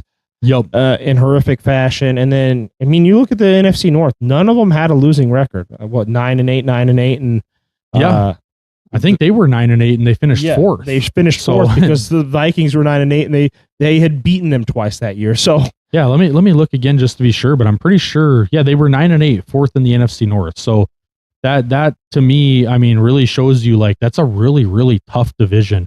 And if you're not winning in the trenches, you're not winning. I'm sorry, you're not. So I really like the draft, especially in that division. That division went extremely heavy in the trenches. This is going to be Smashmouth football all over again. The North has always been. I mean, it's cold country. Yeah, you don't want to air the ball out all the time, and it's cold and miserable. You want to just run it and get the clock, keep it moving, and go. Yeah. The next one is the New England Patriots. Now I gave them a B. I like this draft a lot. Caleb Lomu going in the first round, offensive tackle. I thought, they do need to shore up the offensive line, and then they go and get Demetrius Kronover from the offensive tackle from Texas A&M. So they really knew they needed to get some offensive line protection here. This is I think it's the youngest team in the NFL. At least it was last year. Mm-hmm. But it was for sure the youngest offensive more and more line. Young talent too this year, so it's going to be. But you need that youth. You've got to add depth to that offensive line. I mean, I think they had a really solid draft here. Eli Raridon, the tight end from Notre Dame, I liked him a lot. Baron Morton, I was kind of surprised by this pick, going quarterback out of Texas Tech. I kind of thought, man, I'm not sure what they're doing here because obviously you have your quarterback, but I think what they saw was this is a really good backup quarterback with some of the kind of same skills. So we can kind of plug and play here if something were to happen. It wouldn't, you're not really skipping a beat. You're just plug and play, 1 or 2 games, and then you're back to your starter. So I like that pick a lot. After thinking about it, at first I was kind of like, what are they doing there? But it was a 7th round pick and stuff. So, the Jam Miller pick, the running back from Alabama in the 7th round, I thought that's a good pick. Add some more running back depth. You took, Henderson last year out of Ohio State. You got a good running back there. So you add some more depth there, but the pick I loved the most out of this whole draft class here for the Patriots was Gabe Jacas. The edge out of Illinois. This kid is an absolute stud, you guys. I think he's a huge bodied defensive end outside linebacker type. Just a big, huge guy. He's going to really bully his way in there on pass rushing, going to be able to plug holes on the run game. I think this kid's going to have a really, really good career. I'm really high on him. I was kind of surprised he went in the 2nd round because I wasn't really sure what people's thoughts were on this player. I watched him quite a bit at Illinois. I love the pick. I thought this is absolutely a 2nd round talent, maybe even a very, very bottom 1st round talent. And so they went and got him, towards the end of the 2nd round. I thought it was a really great pick for them. What did you think on this class? This was a little bit of a class that was hard to judge because again, this was the team in the Super Bowl. They lost to Seattle. So it's like, okay, you got a lot of your team kind of built already, but you've still got some stuff that you could work on. You lost the Super Bowl. You might have got there a year earlier or even 2 years earlier than kind of what people were thinking. Well, I think they got a lot of luck in that streak. Yeah. I do think they were a year and a half earlier than where I thought they would have been. I mean, I definitely could have seen them in the AFC Championship game here in a year and a half, 2 years. I like this pick. I liked what they did. I think this is a solid B for me.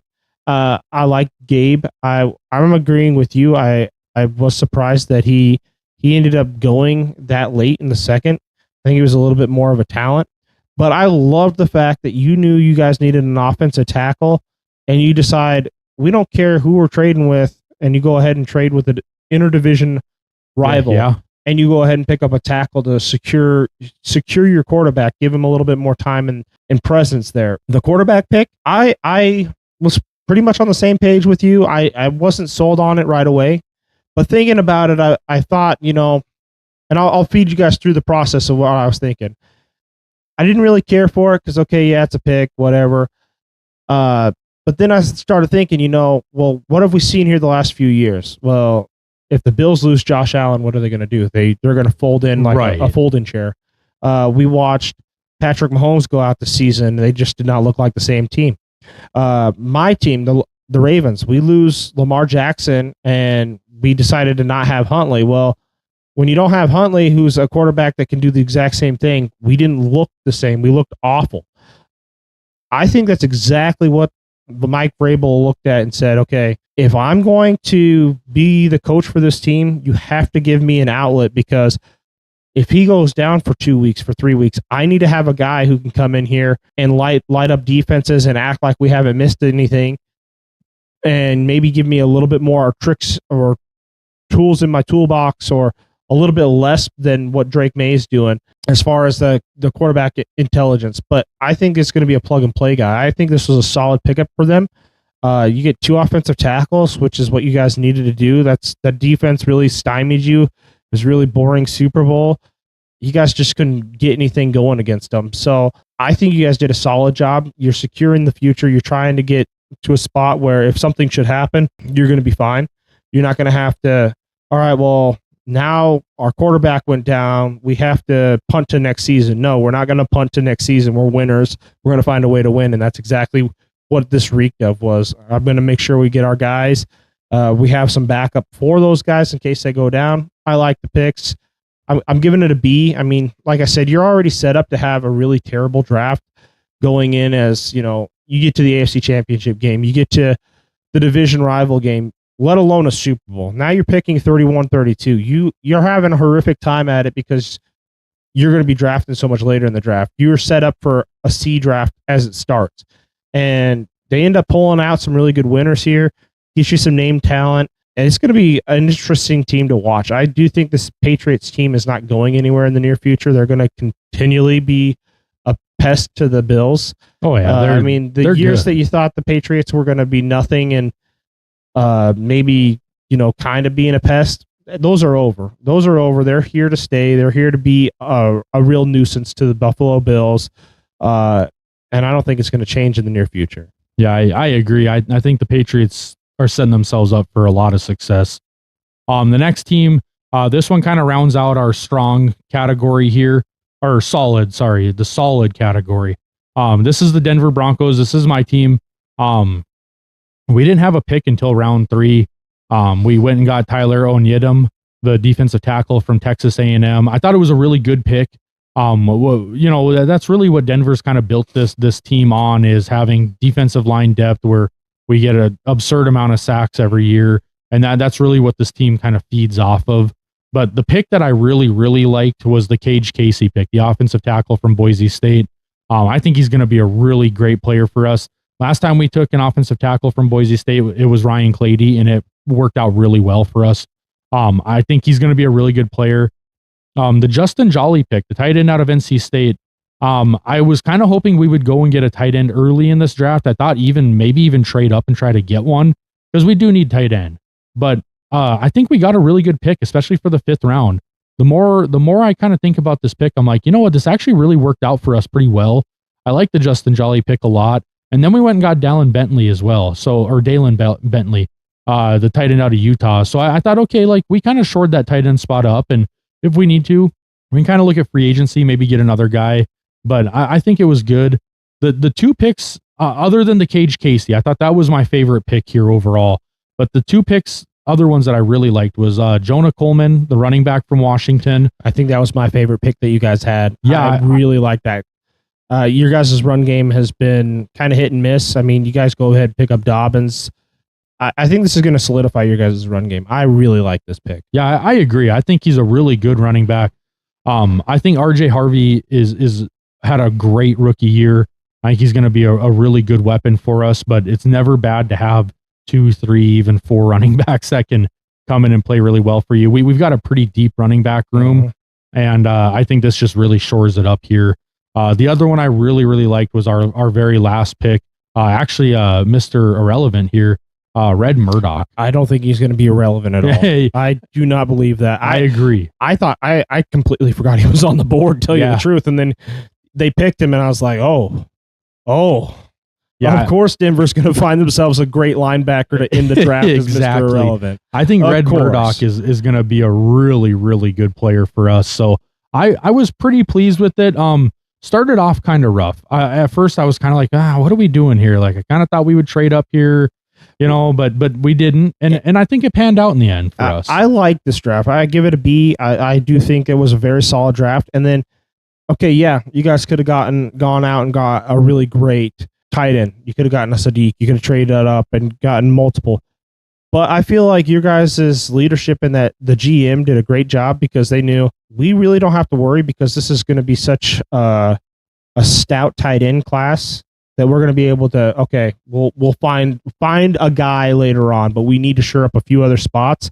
And that's exactly what you did. You went with the best player available. You made it so that you're going to do damage with these picks, and that was great. Great draft for you guys. Yeah, I agree. I gave it a B as well. So let's move up here. Let's get into this strong category. So I kind of graded these A- to B+. We'll start at the B pluses down here. These are the ones that I thought, you know what, this is a really good draft class, but not quite an A, like the A- is going to be like the very top of this grouping here. But I thought these are really, really strong draft classes that could bring a lot of years of talent to these teams. So let's start off with the Washington Commanders. I gave this class a B+. Part of that is because Sonny Styles at 7. I was going to say, how about Sonny Styles falling into them? That was crazy. I thought he would absolutely be gone in the top 4 or 5 picks. Exactly. Yep. Top 5, I thought he was gone. He drops to them. That was crazy. Yeah, this is a great pickup. This honestly, I think this gives them the best linebacking room in the NFL. Bobby Wagner's over there. You add Sonny Styles now. They've got a lot of depth there, man, and I really, really like this pick. The other one I really, really liked, I liked the Antonio Williams pick. Don't get me wrong, the 3rd round pick, the wide receiver out of Clemson. But the one I really liked was in the 6th round, they went and got Katron Allen, the running back from Penn State. I was just going to say it myself. I love that pick. I mean, like you said, Penn State earlier, like they just had this funky year. It just didn't work out. Yeah. But that doesn't have anything to do with Katron Allen. He is a solid running back. He's going to be great for him. I mean, you picked up Merritt last year, right? Croxy Merritt. Yeah, I think that's the name. But this sorry for butchering your name. Buddy. Yeah, this is a great pickup. I had him rated low 3rd, high 4th round pick. I can't believe he fell to the 6th round. I thought that was a huge steal for them. And then Joshua Josephs, another really good edge rusher out of Tennessee. This was a really solid draft class for me, and I think with Jaden Daniels getting healthy now, this team could be really scary again. We just 2 years ago saw them go to an NFC championship, and then Daniels had an off year, got hurt and stuff, so that kind of set them back a little bit. But they went and got a really good draft class here, and I think they're going to be right back kind of towards the top of the NFC there. The next one I want to jump over to is Green Bay. It's another really interesting class here. I gave this one a B+ as well. Domani Jackson, cornerback out of Alabama in the 6th round, steal. That's a steal, you guys. Domani Jackson is a great cornerback. I think you guys really needed cornerback, and you really showed it. You went and got one in the 2nd round, Brandon Cease out of South Carolina, and then in the 6th round, you get the Alabama kid, Domani Jackson. Very, very great draft. I thought, you guys really did what you needed to do there. My favorite pick was the Danny Dennis Sutton pick, the 4th round edge rusher out of Penn State. Again, these Penn State guys, their stock kind of really got hurt from last season. They had a really disappointing year in Penn State, but there's so much talent over there. And these guys started getting nabbed up on the 3rd day, and it was like, man, here we go. We're going to see a lot of them go now because these guys are all going to end up being steals here. I thought Danny Dennis Sutton was a great pick for them, but Domani Jackson, that one I really thought, I cannot believe this guy is still on the board. Well, and I mean, honestly, these GMs on these teams, I think they were ear to ear smiling, grins, just, okay, keep letting Penn State stock drop. I'm okay with it because these other GMs are going to pass on it. Right. And it means I'm going to get a guy that I should have gotten in the 2nd round, in the 3rd or 4th round. And that's exactly what ended up happening. Yeah. Absolutely. I like the fact too in the 6th round, the very last pick that you guys ended up having, you guys go ahead and pick up a new kicker. I don't really watch a whole lot of kicking in college. I'm more of I'll watch it when it goes pro or see you in the practice field. But it's coming to the end of an era with your kicker, and that's exactly what you guys are starting to plan for. So you guys are ahead of the curve again. So everyone thought, okay, the whole Jordan Love situation was way too soon. You shouldn't have done that. Well, if there's anything that we learned, we were wrong about that. Jordan Love was definitely the pick to pick up. I feel like this is going to be the exact same thing. You're going to end up seeing a solid kicker go to you guys, and you're going to be happy about it. You're going to end up having somebody to replace Crosby. I mean, you're going to end up having a really great defense because of this draft, and then on top of it, you go ahead and pick up a center. This was a solid draft. It was not really super flash. I mean, you had Cease and Sutton. Those are probably the two biggest names, but those by far are really big names. Yeah. I do agree this has to be a B+ for me. I really do like this draft. Yeah, I really like the Chris McClellan pick too in the 3rd round, the D tackle out of Missouri. I said it in the live a couple times. Missouri had a really solid defense last year, you guys. So a lot of these players going from Missouri, these are going to be really good guys. The next one we're going to get to is the Chicago Bears. The Chicago Bears had a really good draft, in my opinion. I gave them a B+ as well. Starting at the top, I thought Dylan Thieneman, the safety out of Oregon, I believe he transferred from Purdue, if I remember correctly. But this kid, I thought, arguably the best safety in the class.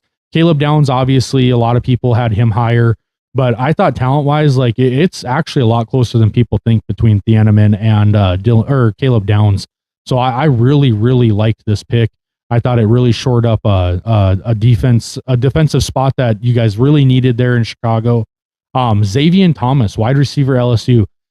Man, they got a lot of wide receivers in Chicago, but they traded DJ Moore and now they just immediately replaced him with Xavier Thomas. This is a great pick. And then Sam Roush. You know, at first I was like, why are they taking another tight end? You know, they got Colston Loveland last year. They already had Cole Kmet.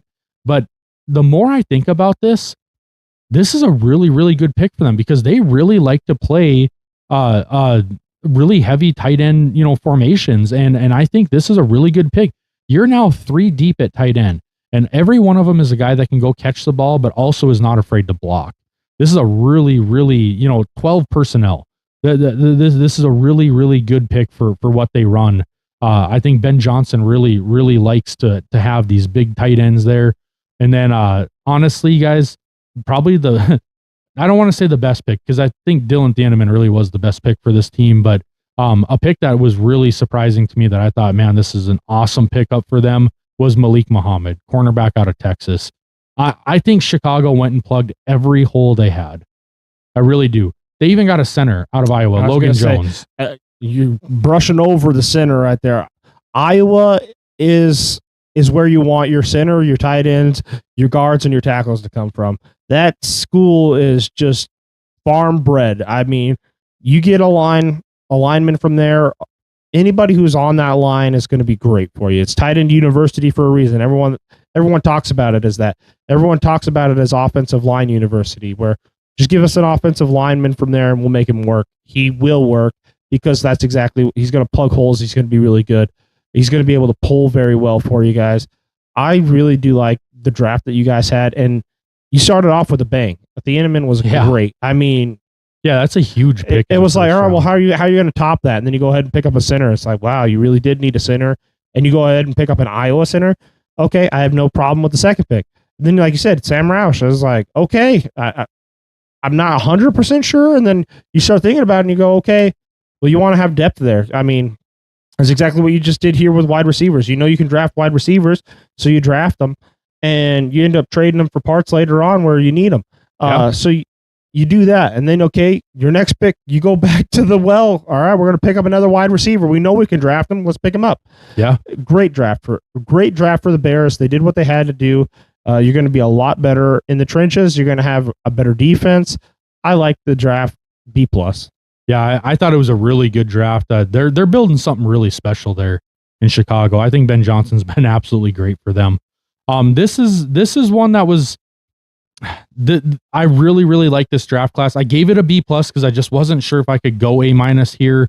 But I thought, you know, you had 1, 2, 3, 4, 5. So you had 6 picks, and 3 of them I was really high on. This is the Atlanta Falcons. I gave it a B+. First of all, Harold Perkins Jr. fall into the 6th round. Absolutely, that was a huge steal for them. An LSU guy, so he's from the dirty South. You know, going to the Dirty Birds. You know, like I really like this pick. I think he's a great linebacker. I don't know why he fell so far. I really don't understand it. I'm still trying to kind of put the pieces together to figure out why that happened. But I really, really like that pick. I think he's gonna look great in black and red. He's gonna be an awesome linebacker. I think you guys just got yourselves a linebacker for the next 8 to 10 years out of this guy. But the two picks I really, really was high on in this draft class are the two top picks. In the third round, you went and got Zachariah Branch, a speedster wide receiver, special teams guy. This is going to be really fun to watch in that offense with Bijan running the ball and catching passes. This guy coming out of the slot. You've got Kyle Pitts is still there. Like this is a really, really good looking offense. And I really like this pick, but my favorite one was Avian Terrell, cornerback from Clemson, going to play with his brother AJ Terrell in Atlanta.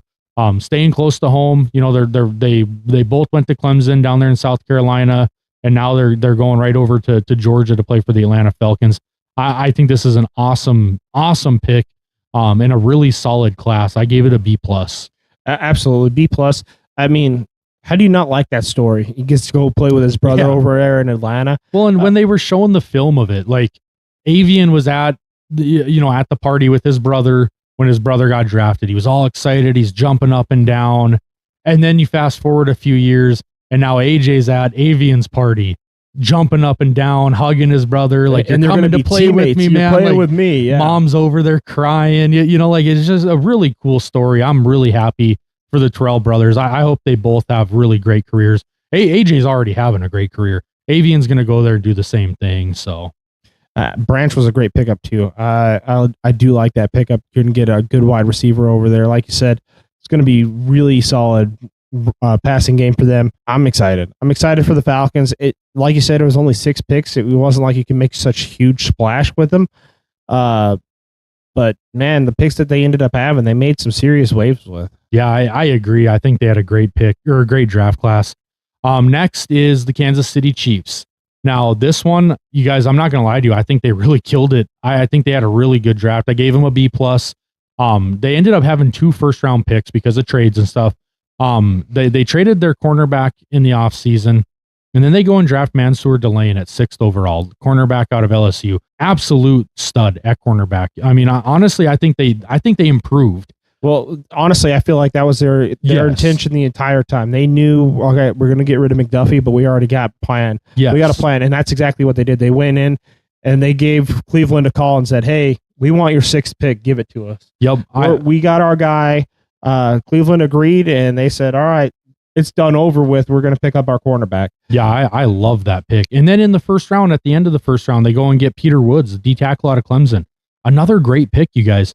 Between the first and second round, they took Peter Woods, the D tackle from Clemson.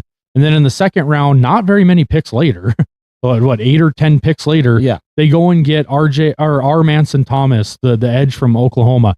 What I saw there was they see the writing on the wall. They know Chris Jones is getting towards the end of his career. He's probably got maybe 2 years left in him, two good years. You bring in a D tackle and an edge rusher now. You bring in guys that can sit there and kind of, what you do with a quarterback. You bring in 2 guys to sit behind him. They're going to play. They're definitely going to play, but they're going to learn from Chris Jones. They're going to learn how to be that just wrecking ball on the defensive line. And I think this could be really, really good for this defense going forward. I mean, you look at the top 4 picks they had, all defense. They knew what their problems were. Well, and not only that, but so you picked up defensive tackle and an edge rusher, and then you re-solidify your cornerback again. Yeah.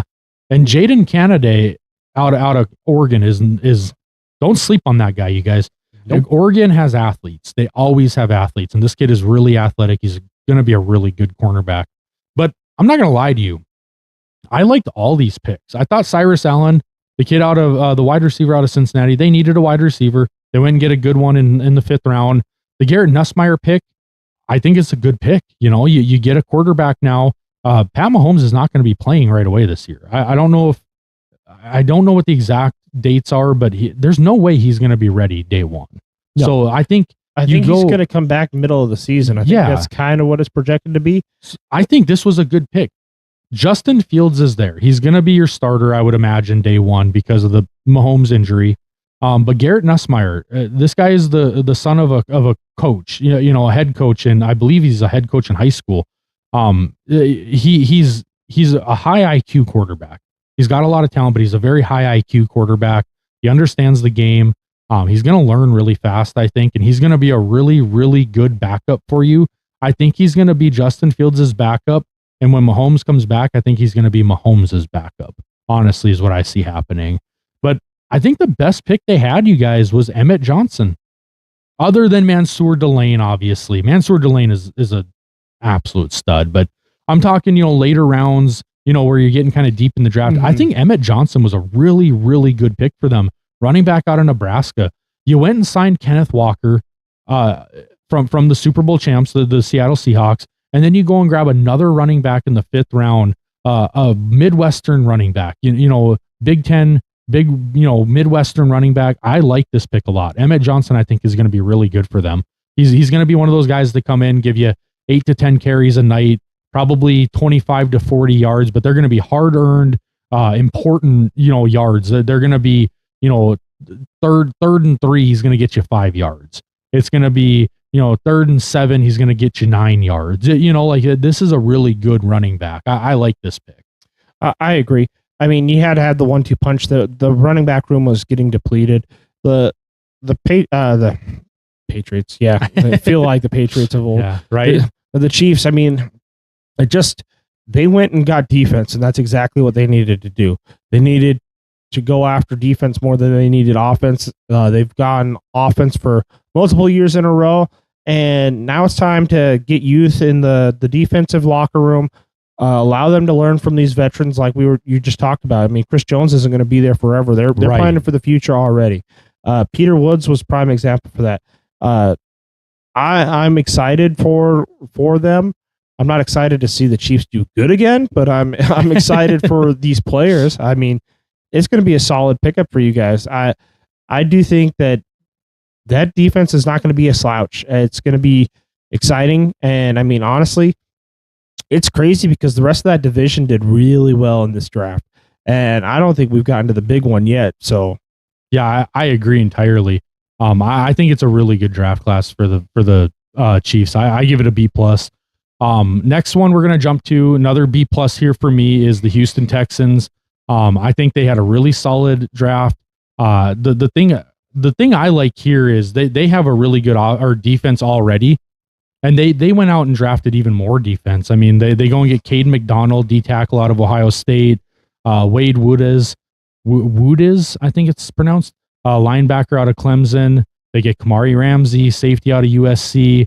And then in the 7th round, they go and get Aiden Fisher, the linebacker out of Indiana. This guy was a great player for Indiana on their national championship run. I really, really like this pick.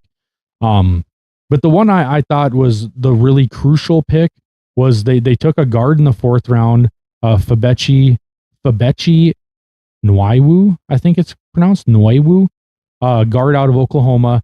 But Keelan Rutledge, the guard out of Georgia Tech, they took him with the 26th overall pick. I think this is a really, really big pick for Houston. They did need offensive protection. They really do need to protect CJ Stroud. I think this was a really, really good pick for them. I like it a lot. It was clear in that divisional game that they needed help keeping their quarterback upright and making sure that he wasn't fumbling the ball. I mean, that defense was ready to win a championship. Yes. And the fact that it still is. They couldn't protect the quarterback enough to help him keep the ball off the turf. That's exactly what the GM looked at. And their guards here, they went for some serious bangers for guards. I mean, these guys are going to punish you. They're going to pull. They're really athletic. I like this draft for them. This is a B+, and I would almost say it's teetering on the A- for me. Yeah, I'm leaving it at a B+, but I do really like it. My favorite pick though is that 7th round pick. Their very last pick, Aiden Fisher. Yeah, I mean, what? You can't go wrong. Indiana had a solid push because of this guy. He's got some championship caliber under his belt now. He knows how to win a championship. I think it was a solid pick for them. Yeah, I agree. So the next one I want to get to here is the Los Angeles Chargers. This is another team that I gave them a B+. I thought they had a really, really good draft. A lot of comments were kind of talking about the Akeem Mesidor pick. He's an older player, but I really, really like that pick. I think the first couple of years he's going to be lined up opposite of Khalil Mack there, and I think this is going to be a really great pick for them. This kid played opposite of Reuben Bain Jr. last year, and you had to kind of pick one you're going to double team and pick one that's going to get a free run at your quarterback, because you couldn't let either of these guys be single guarded. Now he's going to the same kind of program. Exactly. Who are you going to guard? Yeah. Are you going to go after Khalil Mack, or are you going to go after Mesidor? And all right, yeah, he's a little older, but who cares? I mean, a little older means he's got a little bit more wisdom. I think this was a good pick for you. I mean, you lost Bosa. You needed to go retool the edge rushers. I liked their draft. You go ahead and get a weapon for Sherbert over there, Thompson. You end up getting him offensive guards, offensive tackle, and then you get him a center as well. I mean, so you get Jake Slaughter, you get Travis Burke, Logan Taylor, and Alex Harkey. I liked all of these picks. You're going after what you need most, and that is to protect your quarterback and make sure you keep it rolling on the offensive side of the ball. And you guys got yourself some defensive players. Genesis Smith, I loved this pick. I'm surprised he went as late as he did in the 4th round. I thought it was going to be middle of the 4th round, not really later in it. So you guys steal this one. You end up getting Nick Barrett. Going to be a solid defensive tackle. He's going to help out with Mesidor over there on the edge. This is going to be an interesting front to have to face. Every down is going to be, all right, you got to double team this guy this play, or hey, I need help. You need to at least chip this guy for me, and it's going to create nightmare for offenses. They're not going to like this at all. Okay, who do you go after? Who do we try to double team? Who do we try to get a little chip on that's going to slow them down just a hair? And can we slow this guy down? I think this was a good draft for these guys. I do give it a B+. I think you said, the Mesidor being a little older, it means that he's not going to be in the league a lot longer. He's going to fill that role. I think that Khalil Mack is, and that's, I think what they're looking for is, all right, well, we're going to get the Khalil Mack, and he's going to get a few more years out of him. Then he'll phase himself out, but then we'll have the next Khalil Mack to teach the young guy and be a pest, and then give us a chance to keep retooling the edge rusher every 3-4 years. Every 3-4 years, we're going to try to go back in and get another edge rusher and just keep the process going. So I really do like this pick. I think it shows that you're thinking of the future, and we're trying to protect our quarterback. We've got talent on the field, so let's try to make sure we can make as much plays with the talent on the field as possible.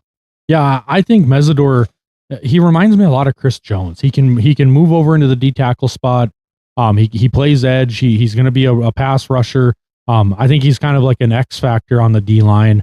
So I really, really like that pick. But I really like the fact that they went and got a bunch of offensive line. Protect Justin Herbert. I'm tired of seeing him turn into Justin Sherbert. I don't think it's him. I think it's the fact that he just doesn't have a lot of protection. So the guy is just trying to do way, way, way too much. And I think you're wasting his career there if you don't start protecting him. And they showed that they're committed. Like you said, 2 guards, a tackle, and a center. That's great. I love it. And then the Genesis Smith pick, I agree. The safety out of Arizona, I thought he was a steal in the 4th round. I actually had him kind of high 3rd round, so he ended up going really late in the 4th round. I thought it was a great pick. This was a really solid draft for me on this one. I gave it a B+. I really like what they did here. This next one I want to get into, we're getting into the A's now. We're still kind of in that solid range. This is the really, the top of the solids, or the strongs. Strongs. But these are the A's. We're getting to the A- now. So everything from here is some sort of an A. The first one I want to hit on is one of my favorite drafts I saw this year, the Arizona Cardinals. We had a lot of comments talking about this team, you guys, talking about people that were really happy about their draft, people that were really down on their draft. A lot of highs and lows on this. I thought it was an absolute great draft for you guys. I gave it an A-. You lose your quarterback. Kyler Murray's a Viking now. He's gone. You go and get Carson Beck in the 3rd round. I love that pick, you guys. I think that's a great pick. Here's my take on Carson Beck, and I said it in the lives. If you guys watch the lives, or if you haven't, go and watch them, because it was really exciting. You guys, we had a great turnout. We had over 52,000 people watch us. It was really, really fun. But if you watch the lives, I said it there and I'll say it again. Carson Beck is an absolute boom or bust. This guy is absolutely, he's going to be an awesome quarterback, or he's going to fizzle out and be gone. Like it's there's going to be no in between with this one, in my opinion. But I think he's going to be a boom. I think you guys got a really good quarterback, especially for the third round. I think he's a really smart quarterback. I wasn't sure what to think of him when he transferred from Georgia, because he had a really great year at Georgia, and then he had kind of a down year, and then he transferred to Miami, which I'm a fan of Miami. And I was kind of like, man, what are we getting here? Like, is this kid going to be good for us? We're just coming off the Cam Ward year. Like, what is this guy going to be? And he ended up taking us to the national championship, played awesome all the way through. I thought he was great. I really think he's going to boom for them. But then the real winner here was third overall, Jeremiyah Love, the best player in the draft, you guys. I was surprised how many people were so torn up about this pick. I mean, you got to go with the best talent available. Jeremiyah Love was by far the best talent available at that spot. Okay, yeah, well, by the time the Arizona Cardinals, and I heard this a lot, by the time the Arizona Cardinals get good, it's going to be 4 or 5 years from now, and they're going to have to pay this guy more money, and it's not going to be worth it. Well, if Beck absolutely does bust, then you have a quarterback that's going to be young. You're going for right now is you're trying to win right now, but you're trying to build the future. So you're trying to play that in tweener spot where we're trying to be really good so we can win and go to the playoffs. But if we're not going to be good, then we want to bust all the way so we can get more talent. But we also need to sell season tickets to people and fans. That's what Jordan Love does. He puts people in seats. He's going to be a great running back for you. But on top of it, you have a quarterback that you're unsure of. You have Jacoby Brissett coming in there. So now you're going to open up that play action pass. You go ahead and you pick up guards. You get yourself a wide receiver in this draft, and then you get yourself a quarterback. So I don't think Beck is going to have to start the season right out the gate. I think he's going to have a little bit of learning time where he can figure out the speed of the NFL. He can discuss things with Jacoby Brissett, because Jacoby's been to multiple places and he's had success. And I know he's not had great success and won Super Bowls and been to like AFC championship games, NFC championship games, but he has had success in the NFL, and he knows what he's talking about. So you can take that to the bank when he gives these guys advice. Here's what I've been doing. Here's how I study film. Here's what we need to look at. Here's what you need to be aware of. And then he gives your Carson Beck a chance to, okay, whether we make the playoffs or not is irrelevant. If we end up making the playoffs, then we're going to keep riding the hot hand, which is Brissett. And this kind of goes to the same once we get to this discussion later with Mendoza as well. But it goes into the same folder. Whereas if you're not going to make the playoffs, then it gives you the chance to, okay, go out there and have fun with it. You throw some picks, do whatever. It's not going to be the end of the world. We already knew when we were going to make the playoffs, but we're going to break you in now where you can kind of figure out the real speed of the NFL versus just playing on the practice squad. I like what this draft was for the Cardinals. I absolutely loved it. Going after Jordan Love was solid. It solidifies your run game for the next 10 years. I wholeheartedly believe that. I think you re-sign this guy, you keep him on your roster. He's going to be solid for you guys, barring injury, of course. You guys pick up Carson Beck, and I do believe that he's going to be a boom guy for you. I didn't really like him over there in Georgia, but what he did over there in Miami, he was a solid quarterback over there. I like what he did. You can fault him for that last-minute interception, but it really wasn't his fault. He had to be aggressive with it. That's what the Indiana Hoosiers forced Miami to have to do at that point in the game. And honestly, if it wasn't for the last-minute heroics, Miami's winning that. They won the national championship. If it wasn't for Fernando Mendoza getting that last-minute heroic, just I've got to run for it and I've got to score, and he did. Yep. Other than that, you guys are probably hoisting the national championship trophy.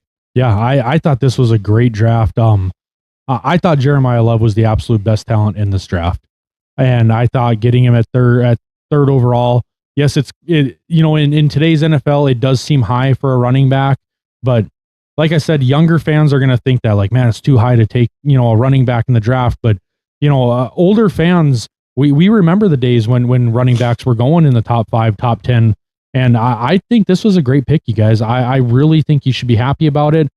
Not only that, but you go and get a guard in the second round, Chase Bisontis. You get the guard out of Texas A&M, so you start adding to that offensive line. Carson Beck, I think Carson Beck's going to be really good. And then Caleb Proctor, the small school D tackle. This kid, I think he's going to be kind of raw coming into the NFL because he played at a smaller school, Southeastern Louisiana. But I really think he's going to end up being a really, really good defensive tackle.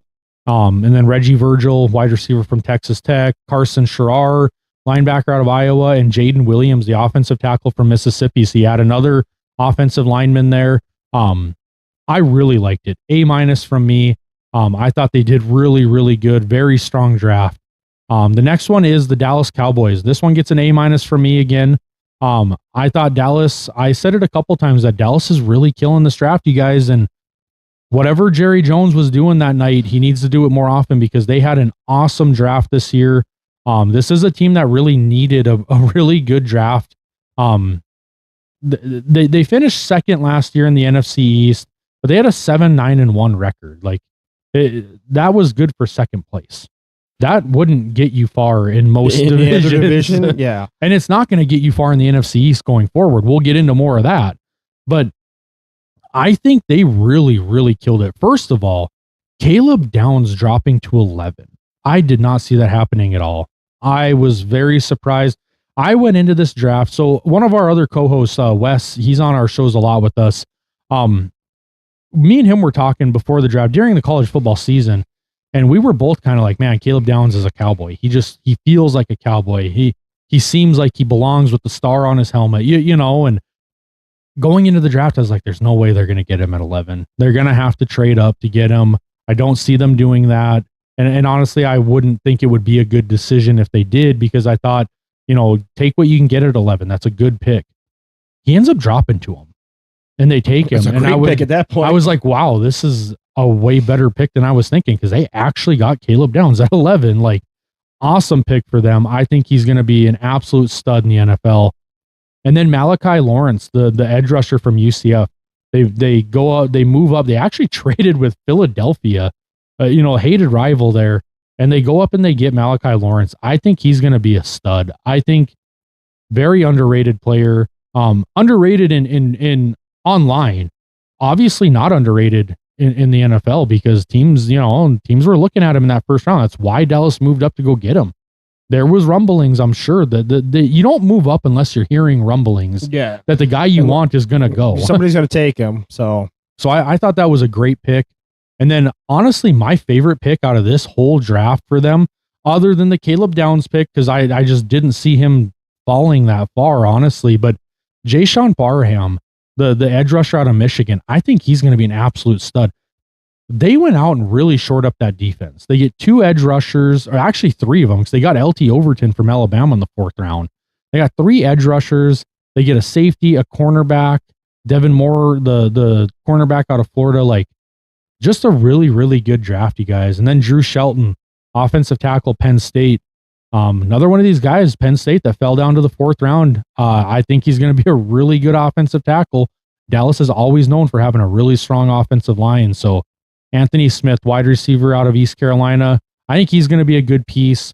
I think he's going to have to work his way up the depth chart, though. I think he'll probably start as a special teams guy, but could end up being a good piece here down the road. But this top of this draft was really, really good. Those top 3 or 4 picks there, I thought they had an awesome draft, you guys. I thought Dallas really killed it. I think this was an A- draft. Like you said, I can't really touch more on the players than what you've already said. The top 3 picks were probably the best. And I have to give kudos to Jerry. In recent past, he'd say one thing and then do another. This year he said, I'm going to go strictly defense. And that's exactly what he did. And he shored up your guys' defense. He stuck to what he said. He got the best talent that he could. And that's exactly it. The Cowboys finally got something that they needed. I think they're going to be a lot better defensively than they have been in the past. I think it's going to cause them to propel themselves in this division. Instead of having to be a 7-9-1 team, they're going to be able to stop teams instead of having these shootouts. It's going to be a lot closer games. It's going to be, all right, we're going to be playing 1st to 20 instead of 1st to 40. So I like what he did with this draft. I'm not 100% sold on Jerry Jones still being a GM. I've talked about this at length with the draft. I think that team would be a lot better if he had hung it up a while back as GM and just been the principal owner and that's it. Yeah, I agree with that. Maybe like, hey, I want this guy and that's it. And that's fine. You can do that as the owner, but when you're doing it every play and here's who we're picking and, oh, you want to question me? You're the head coach. I'll fire you tomorrow. And that, that's kind of the way it's gone. There's a reason why you guys have been mediocre for a while, because the GM has got all the power and he's not being corrected by anybody. So I like what he ended up doing this year. I think he's cooked the last few years actually for the Cowboys. I don't know if they're back into a really good contention spot, because I feel like another team really jumped over them this offseason with a lot of the acquisitions that they gotten in the offseason and this draft that they exploded on. And we'll talk about that here shortly. Yeah, we'll get into that one. But I definitely thought this was a really, really good draft for the Cowboys. I gave it an A- as well. Here, this is the last team that we've got in the strong category, and then we're getting into the elite picks. So, this one is the Tampa Bay Buccaneers. This one got an A- as well from me. I really, really thought Tampa Bay did an absolute awesome job in this draft. I'm going to start at the bottom here just because I want to talk about those top two. Bauer Sharp, the tight end from LSU, I think is going to be a really good player for them. Billy Schrauth, guard out of Notre Dame. I think he's going to be really good. They needed some offensive line help. They didn't need a ton of it, but they did need some offensive line help. So I thought that was a really good pick. The D tackle out of Clemson that they got in the 5th round, DeMonte Capehart, they started adding to that defense. Now, I want to get into this because they added 1, 2, 3, 4. They added 4 pieces to their defense here. And pretty evenly paced draft. I mean, correct. Three offensive side players and 4 defensive side players. Correct. DeMonte Capehart is a really good defensive tackle out of Clemson, but the 3 that I was really, really happy with, first of all, Ruben Bain going 15th to them. I thought Ruben Bain was a top 3 talent in this draft. Don't want to talk about it. I thought it was Fernando Mendoza, because the quarterback's always going to be number 1, but I thought the top 3 talents were Fernando Mendoza, Jeremiyah Love, and Bain. And then after that was some of the Ohio State guys. Well, Styles would have been like my number 4 right there. Yeah, Sonny Styles, Arvell Reese, Caleb Banks. I thought those guys were kind of like shoring up that top 5. Not in any particular order there. I did say earlier I thought Jeremiyah Love was the absolute best talent, and I will stick by that. But Ruben Bain was right there. I mean, this kid is an absolute stud. They go and get him 15th overall.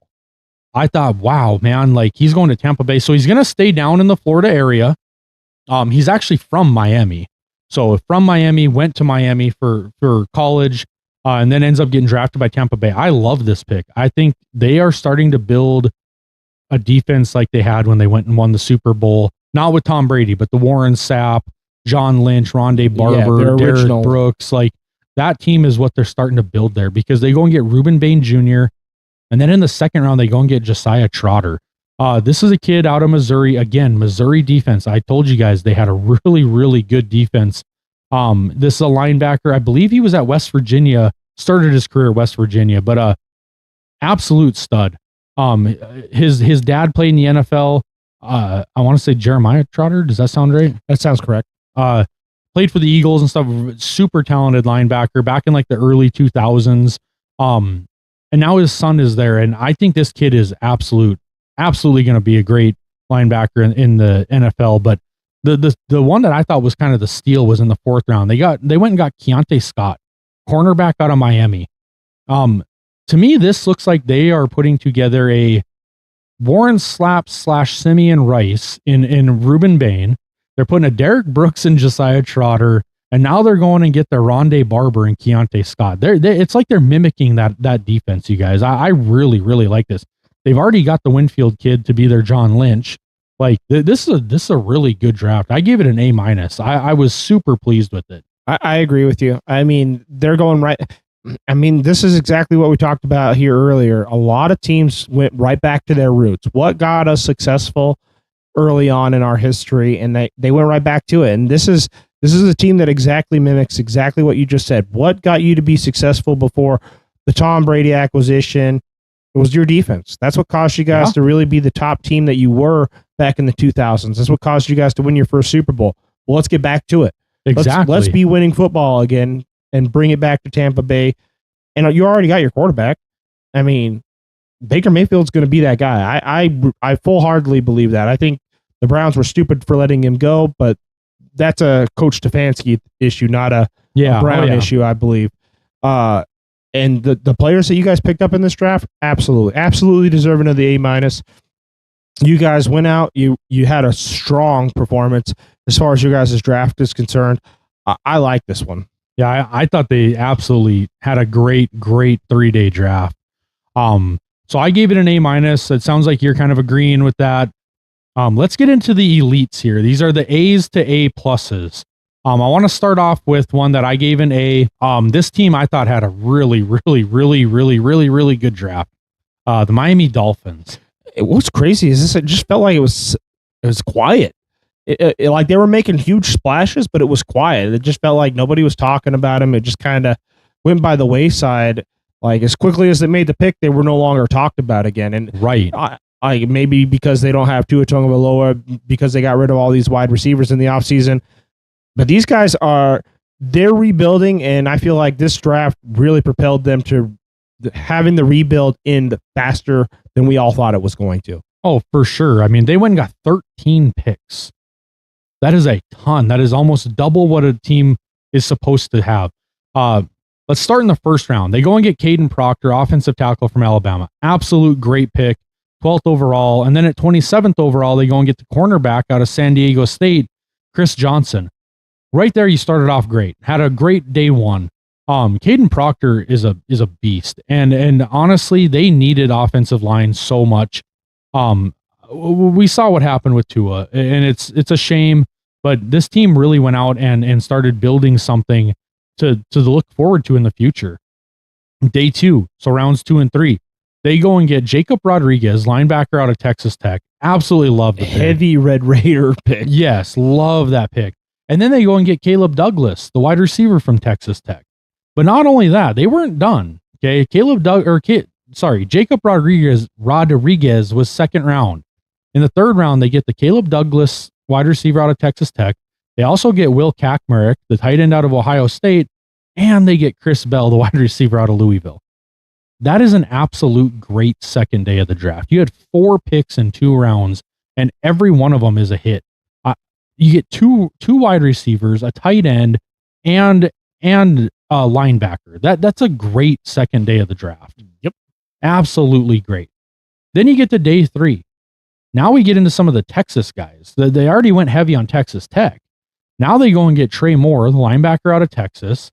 They get DJ Campbell, the guard out of Texas. And they take Michael Taft in the 5th round, the safety out of Texas, who I thought was a steal in the 5th round. I had this guy in the 3rd round. Like, this was an absolute great draft for them, you guys. And I skipped right over in the 4th round. They took Kyle Lewis, linebacker out of Pittsburgh.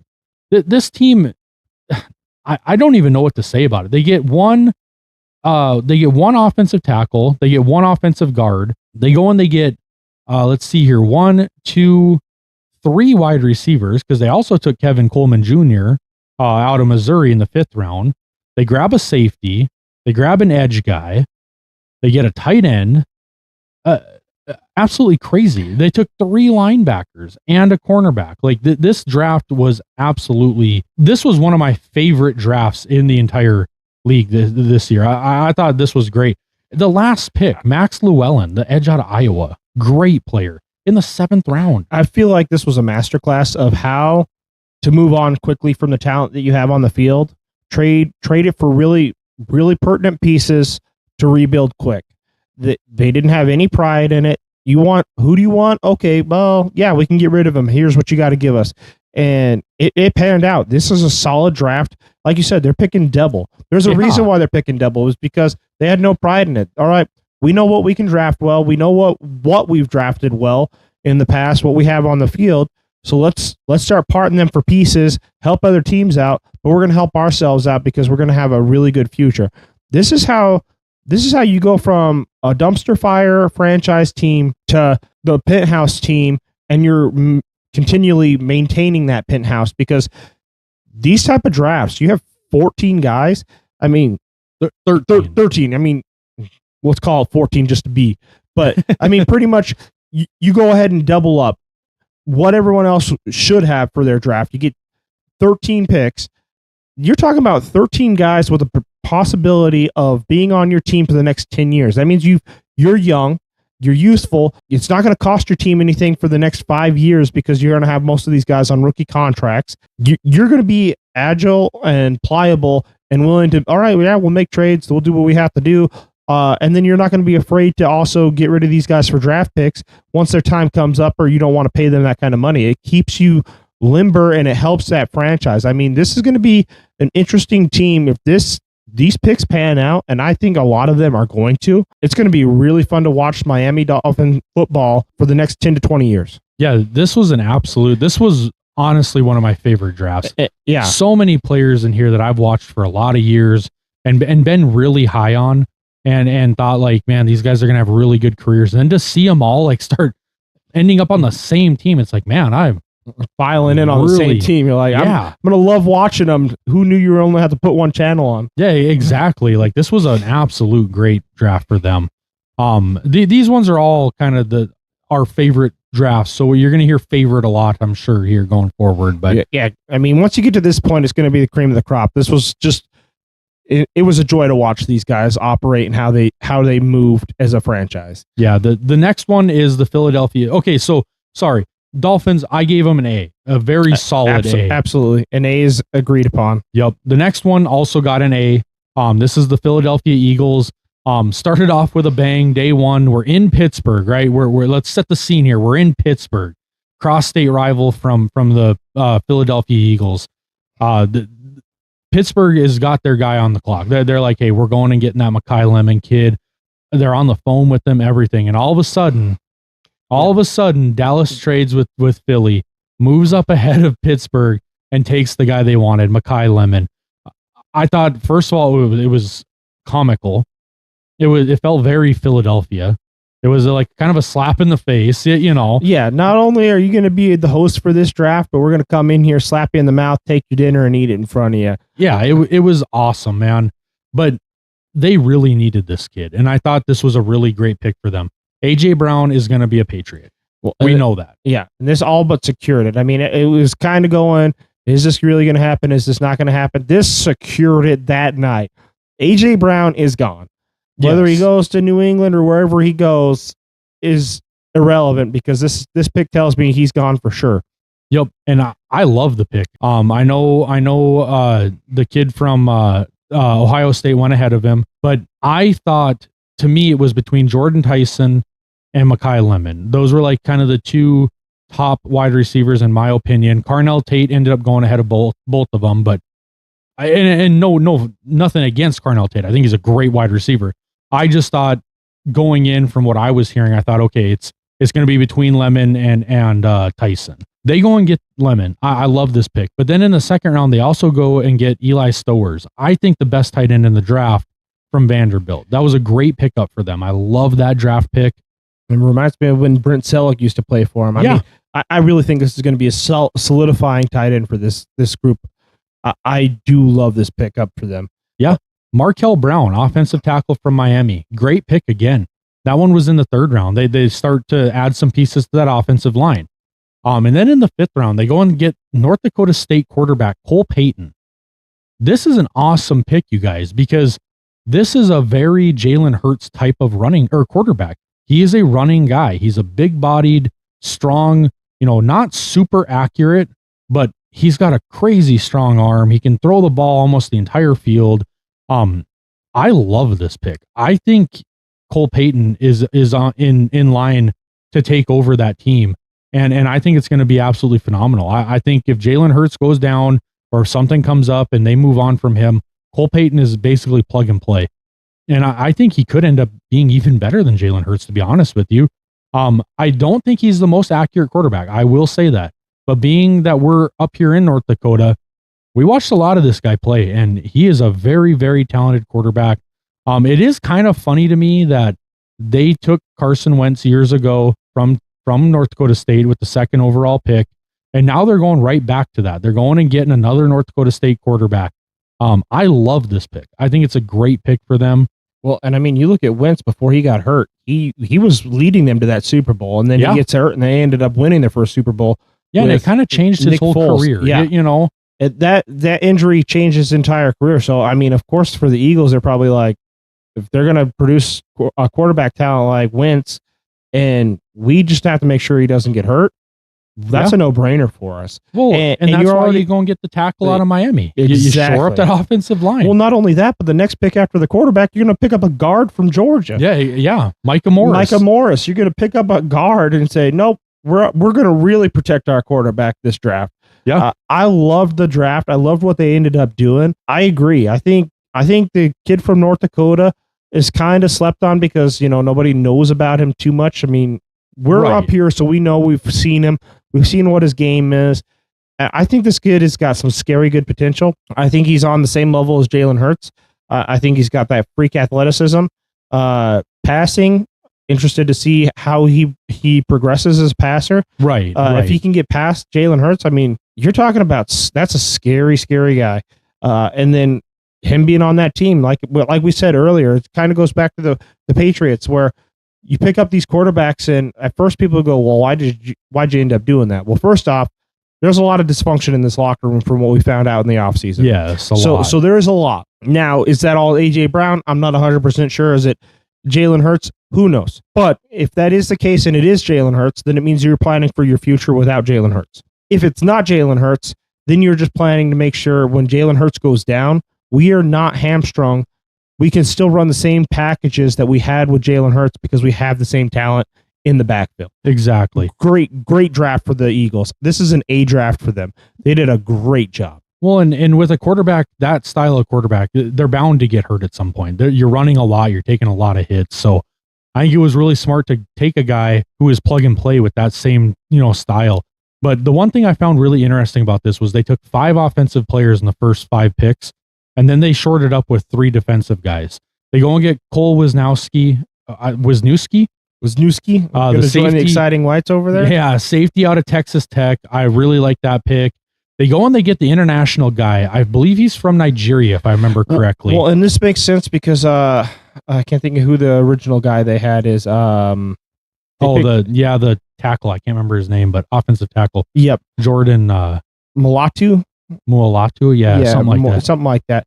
Sorry for screwing up your name too, bud. But I mean, the international market makes sense for them. They've had success with it, so they're gonna lean into it. And that's exactly what the quarterback for North Dakota State was. Is we had success with this, we're gonna lean into it. Yeah, a lot of people forget that Carson Wentz was an MVP. Caliber quarterback until he got hurt. He was in the running for MVP before he got hurt. That injury really set his career back, and it is a shame to see, but it's part of the game. But this kid I believe he's from Nigeria. I believe is pronounced. Bernard. He's a defensive tackle, but I think this kid could actually play more edge than anything. His measurables are really comparable to Myles Garrett, and honestly, his numbers were better than Myles Garrett's. Like this kid could be an absolute steal in the 7th round. And then they go and get Keyshawn James Newby, the edge from New Mexico. Now, this guy started his career at Montana Tech over in Butte, Montana, transferred, I believe, to Idaho Vandals, and then transferred to New Mexico. This guy really took the hard road to get there, but I think he's really earned it.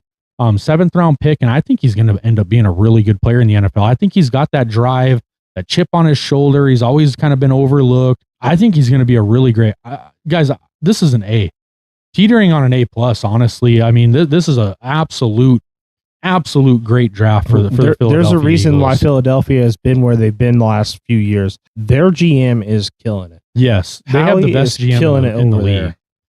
Next one I want to jump to is another A from me. This is the Las Vegas Raiders. I almost said Oakland. Las Vegas Raiders. They had the number 1 overall pick. Obviously, they finished the season 3-14. They had a really down year. They've had some really down years recently. I think they got the steal of the draft. Yes, I honestly believe it. I mean, we talked about it at length. Yes, we did. Even with the injuries and all the reports, I was dumbfounded. How did McCoy drop to fourth? How did no one gamble on this guy before that? I had him second round, third at most. He falls to the fourth round. Yeah, crazy. And they trade up and said, nope, we're locking this one in today. He's ours. Oh, yeah. The very first pick of the third day, they were like, all right, he's still on the board. We're trading up. We're going and getting him. Because I can't believe he's still there. He's not there no more. We're done. He's a first-round talent.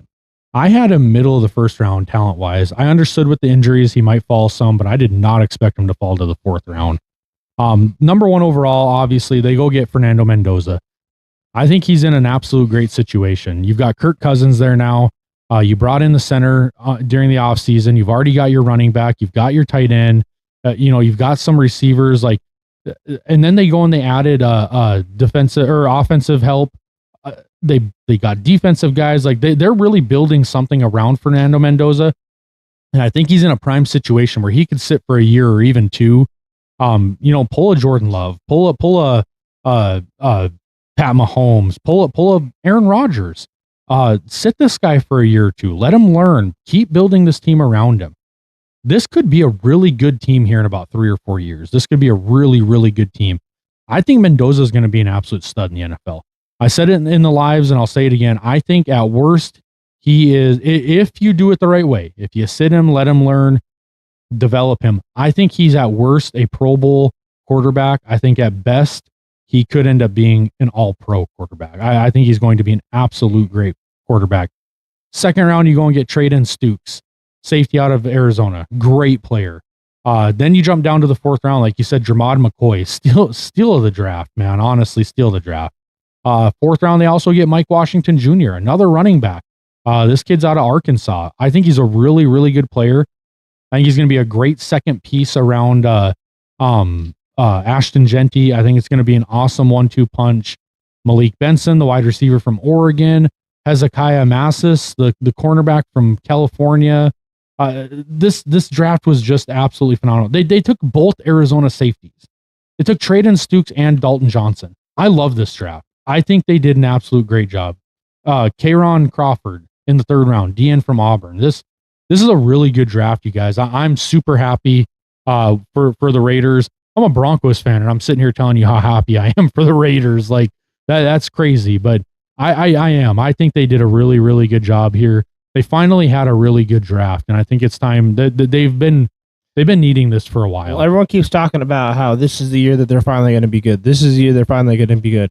I hate to be banging on the same drum, but I feel like this is the year they start to become good. Yes. I feel like this draft propels them. This was a great draft for them. I mean, Washington Jr., I was surprised he went as late as he ended up going. I love that pick.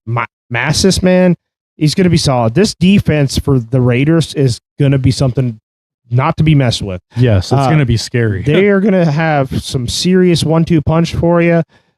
They went ahead this offseason, get Kirk Cousins, which leads to the Fernando Mendoza.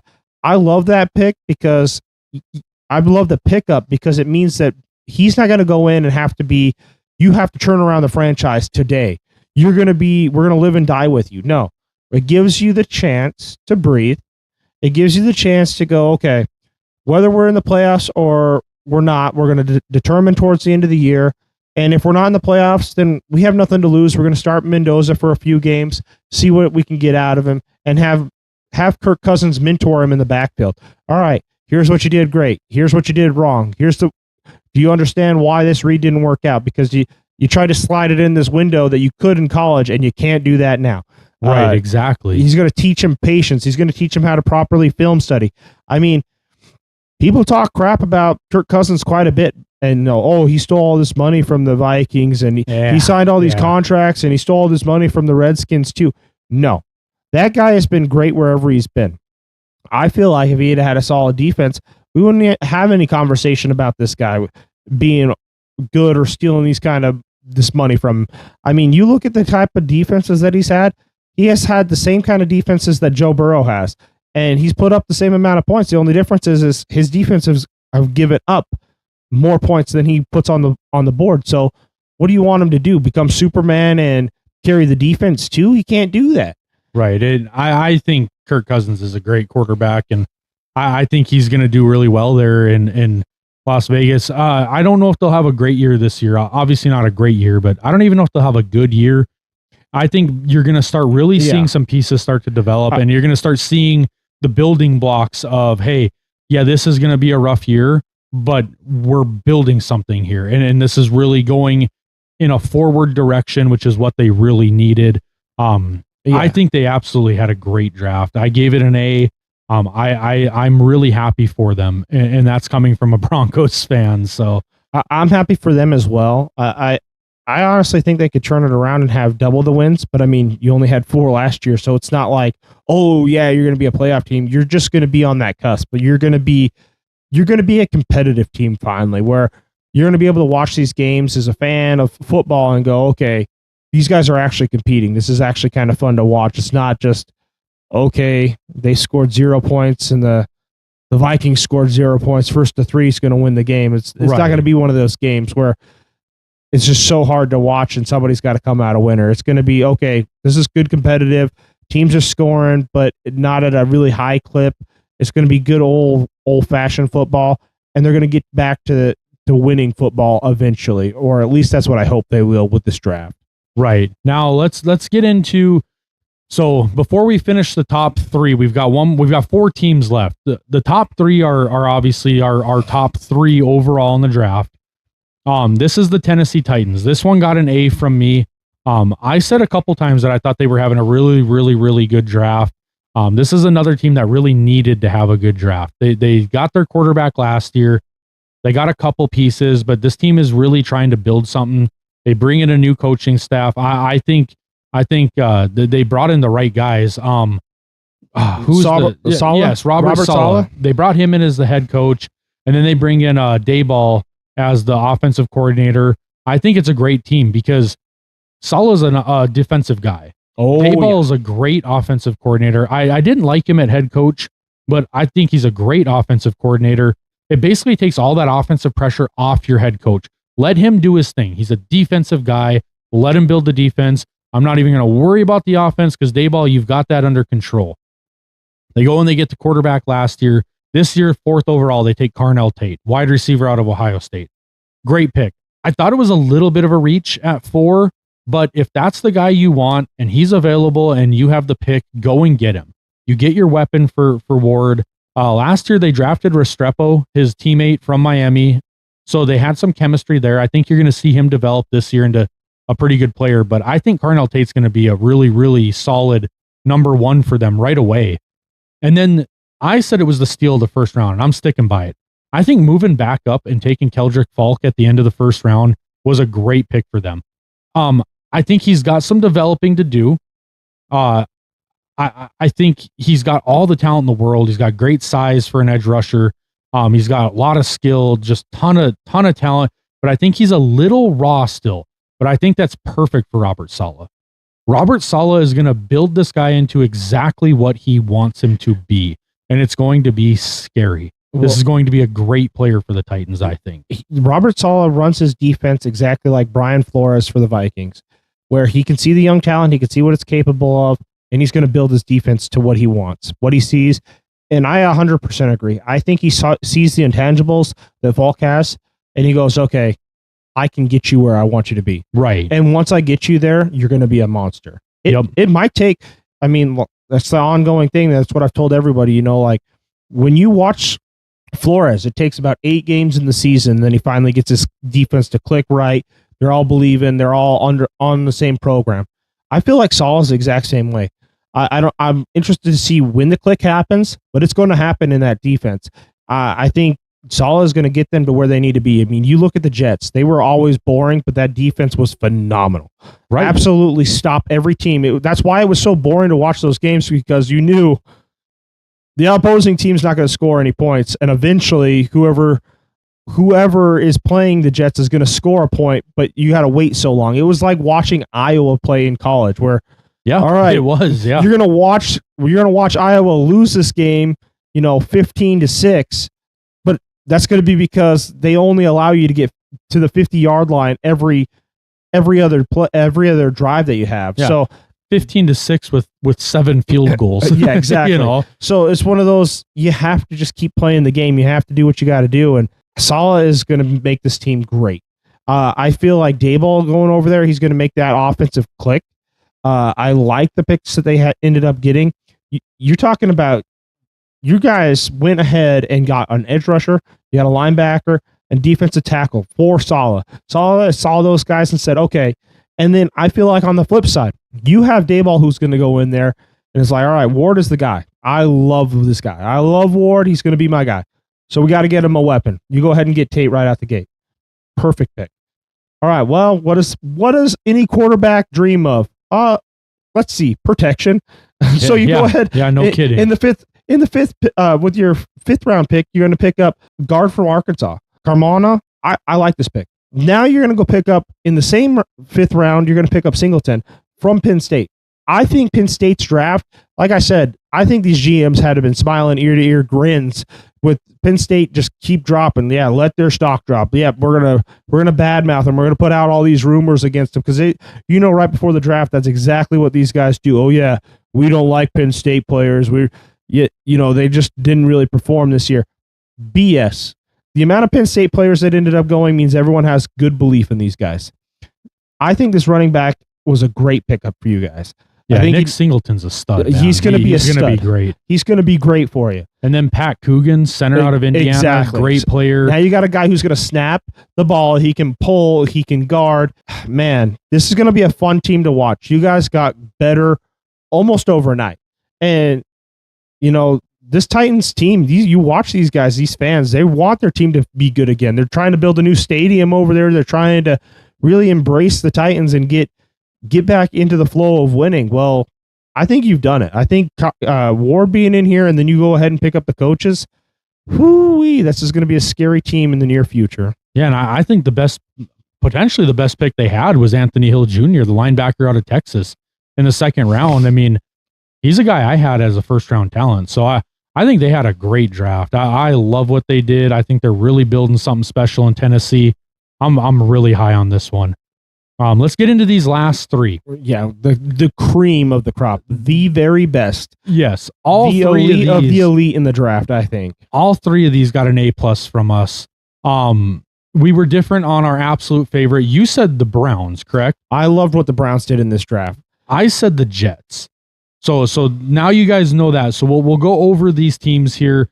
These are the last 3. They all got A+ from both of us. I mean, the city that won, we talked about this. It has to be New York because yes, both teams got A+. Yeah, I was gonna say the one team that we didn't mention was the Giants. So you're talking about the Giants, the Jets, New York City. Congratulations, you guys had a lot of players funnel into your programs finally. Yeah, and it's gonna be huge turnarounds for you. Let's start with the Giants. Let's start with the Giants. So 5th overall, they go to Arvell Reese, the edge out of Ohio State. Absolute ridiculous monster. Oh, I love this pick. This is going to be a great pick for them. Well, and you get rid of Dexter Lawrence right before the draft. So this is going to help put pressure on the opposing quarterbacks. This is exactly what you want for your team. All right, well, we're going to get a draft pick, but we're also going to make sure that we can hunt your quarterback still. We need to get somebody that's going to replace Dexter Lawrence, and he's not going to cost us. So you get that kind of pressure. It's not a tackle by any means, but you're going to get an edge rusher who's going to be able to put phenomenal pressure on the opposing quarterback. Yeah, Arvell Reese is going to be an absolute stud for them. I thought this is an absolute great pick. And then Francis Mauigoa, the tackle out of Miami. So he has a little bit of a back issue from what I've read, but I think you look the other way on that. This kid is an absolute freak at offensive tackle. This is going to be an absolute stud for you guys. You're shoring up that offensive line, and that's what you really needed. And then in the 2nd round, you go and get Colton Hood, cornerback out of Tennessee. Another great player. Started to shore up that defense. I was surprised the Tennessee players fell as far as they kept falling in this draft. I mean, he was another one of them. Colton Hood was a great pick. I loved this pickup. Cornerback, you guys are going to be solid on defense this year. Yeah, I agree. 3rd round, you go and get Malachi Fields, wide receiver out of Notre Dame, another great player. You've got another weapon now. 5th round, you go and replace Dexter Lawrence with the D tackle out of Auburn, Bobby Jamison Travis, great pickup. 6th round, now you go and add another offensive tackle, J.C. Davis out of Illinois, and another linebacker, Jack Kelly, the BYU linebacker. dude, I thought they had an absolute great draft. This to me was the third best draft in the entire draft. I think Jack Kelly's was slept on. The fact that he went where he went, he was slept on. I like the pick, and like you said, so they go ahead and pick up Arvell Reese, so they're going to be putting pressure on you. And then, all right, you're like, well, is that kind of going to be the replacement for Dexter Lawrence? Nope. The replacement's coming in the 6th round. We're stealing a guy. We're picking him up. Bobby Jameson Travis, dude. This is going to be fun to watch these guys put pressure on quarterbacks. Oh, yeah. And they had a great offseason. I mean, bringing in Harbaugh. Isaiah likely goes with him. Yeah. I mean, it's like a package deal. They're getting Scatabo back. Yeah. They're getting Malik Neighbors back. They bring in, like you said, the tight end. Why am I drawing a blank? Isaiah Likely. Yeah, Isaiah Likely with Harbaugh. Like, dude, you got Jackson Dart over there. This is going to be a fun team. It's going to be a really fun team. I will say it again. I think they win the NFC East. I think they win it this year. I think that's how good they're going to get. With Harbaugh there, I wouldn't doubt it. I think they're going to be in contention for it, but I think they're going to fall just short. All right, let's get into your number 1 draft pick or draft class this year. My number 2 draft class. This is the Cleveland Browns. So this one's an A+ for me as well. Same with you. They had a great. Honestly, they've had like 3 great drafts in a row now. Well, this draft was like, man, we had people roasting us. Well, how do you give the Browns such a good draft last year when they picked up 3 quarterbacks? Well, you pick up 3 quarterbacks because you need to make sure that position's correct. We've seen it how many times where you have phenomenal coaches, you have great people, and they can't do it. They can't get across the finish line, and you have to have the guy who's holding the ball every down. The ball is going through his hands. He's got to be the best player on your field. It's been proven multiple times. You look at the Broncos. You look at Peyton Manning when he was out there. You had the sheriff out there. If you didn't have him out there, I mean, are you winning these kind of games against Tom Brady and the Patriots? No, I don't think so. But you also had Brock Osweiler behind him, who was at that time a really good quarterback. Montana kid out of Kalispell. I mean, yeah, you have to be deep at quarterback to go anywhere. I think the Browns really killed this draft. Spencer Fano first. Exactly. So, dude, they decided we found our quarterback, and I believe me and you just discussed this during the draft, which is why I really love this draft for them. I don't like it because I'm an AFC North guy. Yeah. I like the Ravens. They're my team. My heart and soul goes with the Ravens, but they found their quarterback in Shedeur last year. I don't know why they didn't start him earlier. And then they built this draft completely told me they're sold on Shedeur, and they're buying in heavily. Like you said, so they go first round, then they decide to go get, we're going to get Fano. Best tackle in the draft, I personally believe, from Utah. Not only that, but you're going to go ahead and get a wide receiver. I mean, we talked about this, maybe a little bit of a reach, but I really like Concepcion. Casey Concepcion, I felt like was really good. And not only that, he kind of reminds me of the Josh Gordon, and he was great for your guys' team other than all the extracurriculars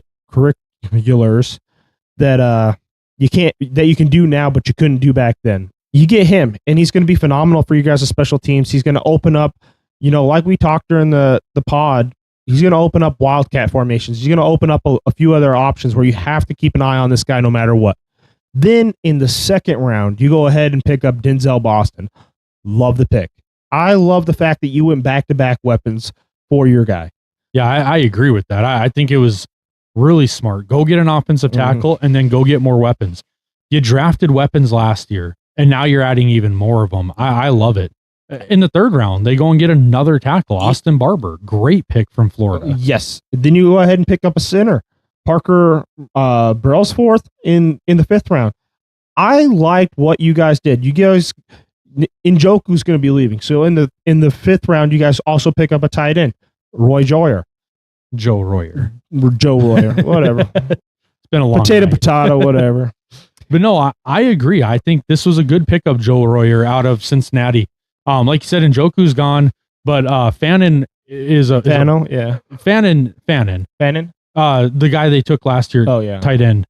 He's going to be a Pro Bowl tight end. I mean, this guy is going to be your number 2. But you need that. But we skipped right over in the second round. possibly a steal of the draft. Emmanuel McNeil Warren, safety out of Toledo, dude. And that's exactly it. We were just talking all offense. We haven't even touched about what you guys did on the defensive side of the ball. You guys go ahead and pick up linebacker in the 5th round. Justin Jefferson. I like the pick. I like this kid. Alabama had they've always had solid groups on defense. This is a solid pickup for you. EMW, arguably, I kept asking, when's this guy going? When's this guy going? I mean, I was surprised. He's a stud. He's a stud. Why is this kid not gone? He goes to the Browns, and I'm like, all right, so you guys already picked up KC Concepcion. You pick up Boston, and you get EMW. Sheesh. And we're not even done with the 2nd round at that point. Yeah, it was crazy. I couldn't believe he fell that far. And then in the 7th round, they get another tight end, Carson Ryan from BYU, who's going to be another good player for them. But in the 6th round, they go and grab another quarterback, Taylon Green out of Arkansas. I don't think this kid's going to be playing quarterback. I think he's going to end up being kind of a Taysom Hill type, just like a really X-weapon. Yeah. Yep. You're a freak athlete, and we got to put you on the team. We got to find a spot for you. He's going to be a Swiss Army knife. He's going to line up at tight end, at running back, at slot receiver. He might even take some snaps at quarterback. Like, this guy, he's an athlete. That's what he is. And in the NFL nowadays, you've got to have one of these guys. They're very valuable. I think Cleveland had an awesome draft. Like I said, they were the 2nd best draft, in my opinion, this year. I really love the Emmanuel McNeil Warren pick. I would have flip-flopped the Denzel Boston and KC Concepcion, but hey, you ended up with both of them either way. You end up with both of them, so right. It doesn't matter how you played it. You got your guys. So Taylon Green, I'm really excited to see what they do with him. And then I want to get into the last one here, which was my number 1, your number 2. I mean, absolutely, it was tandem 1A, 1B. I mean, honestly, that's how I felt about this, but I just gave that edge to the Browns. I mean, I think the Jets are right up there, though. Absolutely. Yeah, I think the Jets, I think they had the best draft of the 2026 class, you guys. I think the Jets absolutely killed it. They went and got David Bailey, number 2, the edge rusher out of Texas Tech. Then in the 1st round, they go and get, at 16, Kenyon Sadiq, by far the best tight end, one of the best weapons in the entire draft, the tight end out of Oregon. And then in the 1st round, they also grabbed wide receiver out of Indiana, Omar Cooper Jr. They had 3 picks in the 1st round that I thought were all 1st round talents. These were all guys that were absolutely going day one. They ended up having the picks to take them, and I thought they absolutely killed day one. They had by far best day one. Then in day 2, you go and get D'Angelo Pons, cornerback out of Indiana. Now, that was your only pick of day 2, but it was a great pick. This kid is a stud, you guys. I think D'Angelo Pons is an absolute stud. First 2 days, 4 picks. I was like, wow, the Jets are killing it, you guys. Well, absolutely. I mean, 4 picks and you only completed the 2nd round. I mean, you had options if you wanted to move up into the 3rd, and you didn't need to. I mean, you already got the guys that you wanted. Yeah. And then they go day 3, round 4, they get Darrell Jackson Jr., defensive tackle out of Florida State, who I think is going to be an absolute stud. And then they grabbed Cade Klubnik, quarterback out of Clemson. I was like, okay, I like this. I think Cade Klubnik could be a good quarterback there with the right pieces around him. Probably not day 1, but I think he could end up being a really good quarterback. This guy was really highly touted at Clemson. And yes, they had a bad year last year. They had a down year, but it's kind of like the same thing with Penn State. Let's not forget what these guys did the year before. These guys had really, really good years. I think Klubnik could end up being a really good quarterback. And if he is, he could be a steal in the 4th round. Then in round 6, you go and get the guard out of Miami, Anez Cooper. I'm not sure how to pronounce it, but Anez Cooper. I think he's going to be a really, really good guard. The only thing I could fault them on here is they only took 1 offensive lineman, but it was a good one. And I can't fault them too much for it, but I think this was a really good pick for them. And then you finish off strong in the 7th round with a safety out of Kansas State, VJ Payne. Guys, I think this is the best draft of the entire draft class, or the best class of the entire draft. I was really, really happy for New York Giants or Jets. I was also happy for the Giants. Yeah, New York as a whole, I thought really, really had a great draft this year. Cleveland was really, really good. But honestly, guys, we had some really, really good draft classes here. It was a very fun draft. It was very deep. like we said earlier, there was guys going in the 6th and 7th round that we were like, man, how is this guy still available? It's crazy. I want to say thank you to everyone that watched our lives.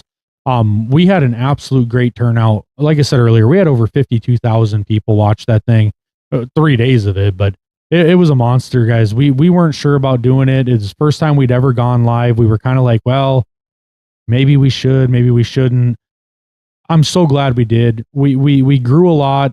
We want to keep continuing to grow so we can keep giving you guys this kind of coverage and content. We really love doing this for you guys. So make sure if you guys are watching these things, make sure you subscribe. It helps us out a lot. Drop us comments. Let us know where we can improve, what you really like about what we're doing, what you wish we would do different. We're here for the criticism. We want to grow and do this, as the way you guys want to hear it. So we really love the support we've been getting. And this has been a blast. This was a great draft. We had a great turnout for it. So we wanted to get this out there for you guys because we had a lot of requests for this episode. Yeah, so a lot of people wanted to know what we graded it, kind of where we stood with everything. I think it was a phenomenal draft. I love this draft class. Like I said, it was kind of like 1A, 1B at the top there. I mean, you took the Jets, and that would have been a close second for me, absolutely. But I mean, this just crazy. It was crazy how much talent went off the board. It was crazy how much talent there was there. It just seemed like every pick was a solid pick. Yeah. And even after the draft, I mean, I feel like there's been a lot of moves, and we'll probably cover that too on another podcast here of the free agency pickups right after the draft, because I feel like it didn't just stop on draft day. These teams are getting better, whether you see it or not, whether you guys are paying attention, and we will bring that to your attention so you know, all right, where's your team stand? What did you guys end up doing? Because the NFL, I feel like this year's opened it up to a lot more parity than before, where you really do have some belief in your teams now. The Jets, I feel like they got better overnight. The Browns, you can probably take those paper sacks off your face finally. Yeah. I mean, the Giants, crazy good acquisition of a head coach. He had run his course over in Baltimore with us. I loved him as a coach, but when it's your time, it's your time, and I feel like he's going to kill it over there. And for the G-men, I love what he's going to be doing over there, and I don't discredit you at all. I think they could really viably go and be a contender for that division. I would not be surprised at all if they end up winning that division and making a good playoff push. Yeah, I mean, I completely agree with that. The head coaching and that draft class that you guys just got, that could be some scary stuff. Yep, I agree entirely. I'll say one last time, guys, if you guys are liking this content, please make sure you're subscribing. Leave us a comment. Leave us, all your thoughts in there. Give us the criticism. Give us the good things. But yeah, definitely make sure you subscribe, like the video, comment, and thanks for watching, guys. We enjoy doing this, and we're really building a cool community here. So we want to keep doing that. So thanks for watching, guys. Thank you, guys. Peace.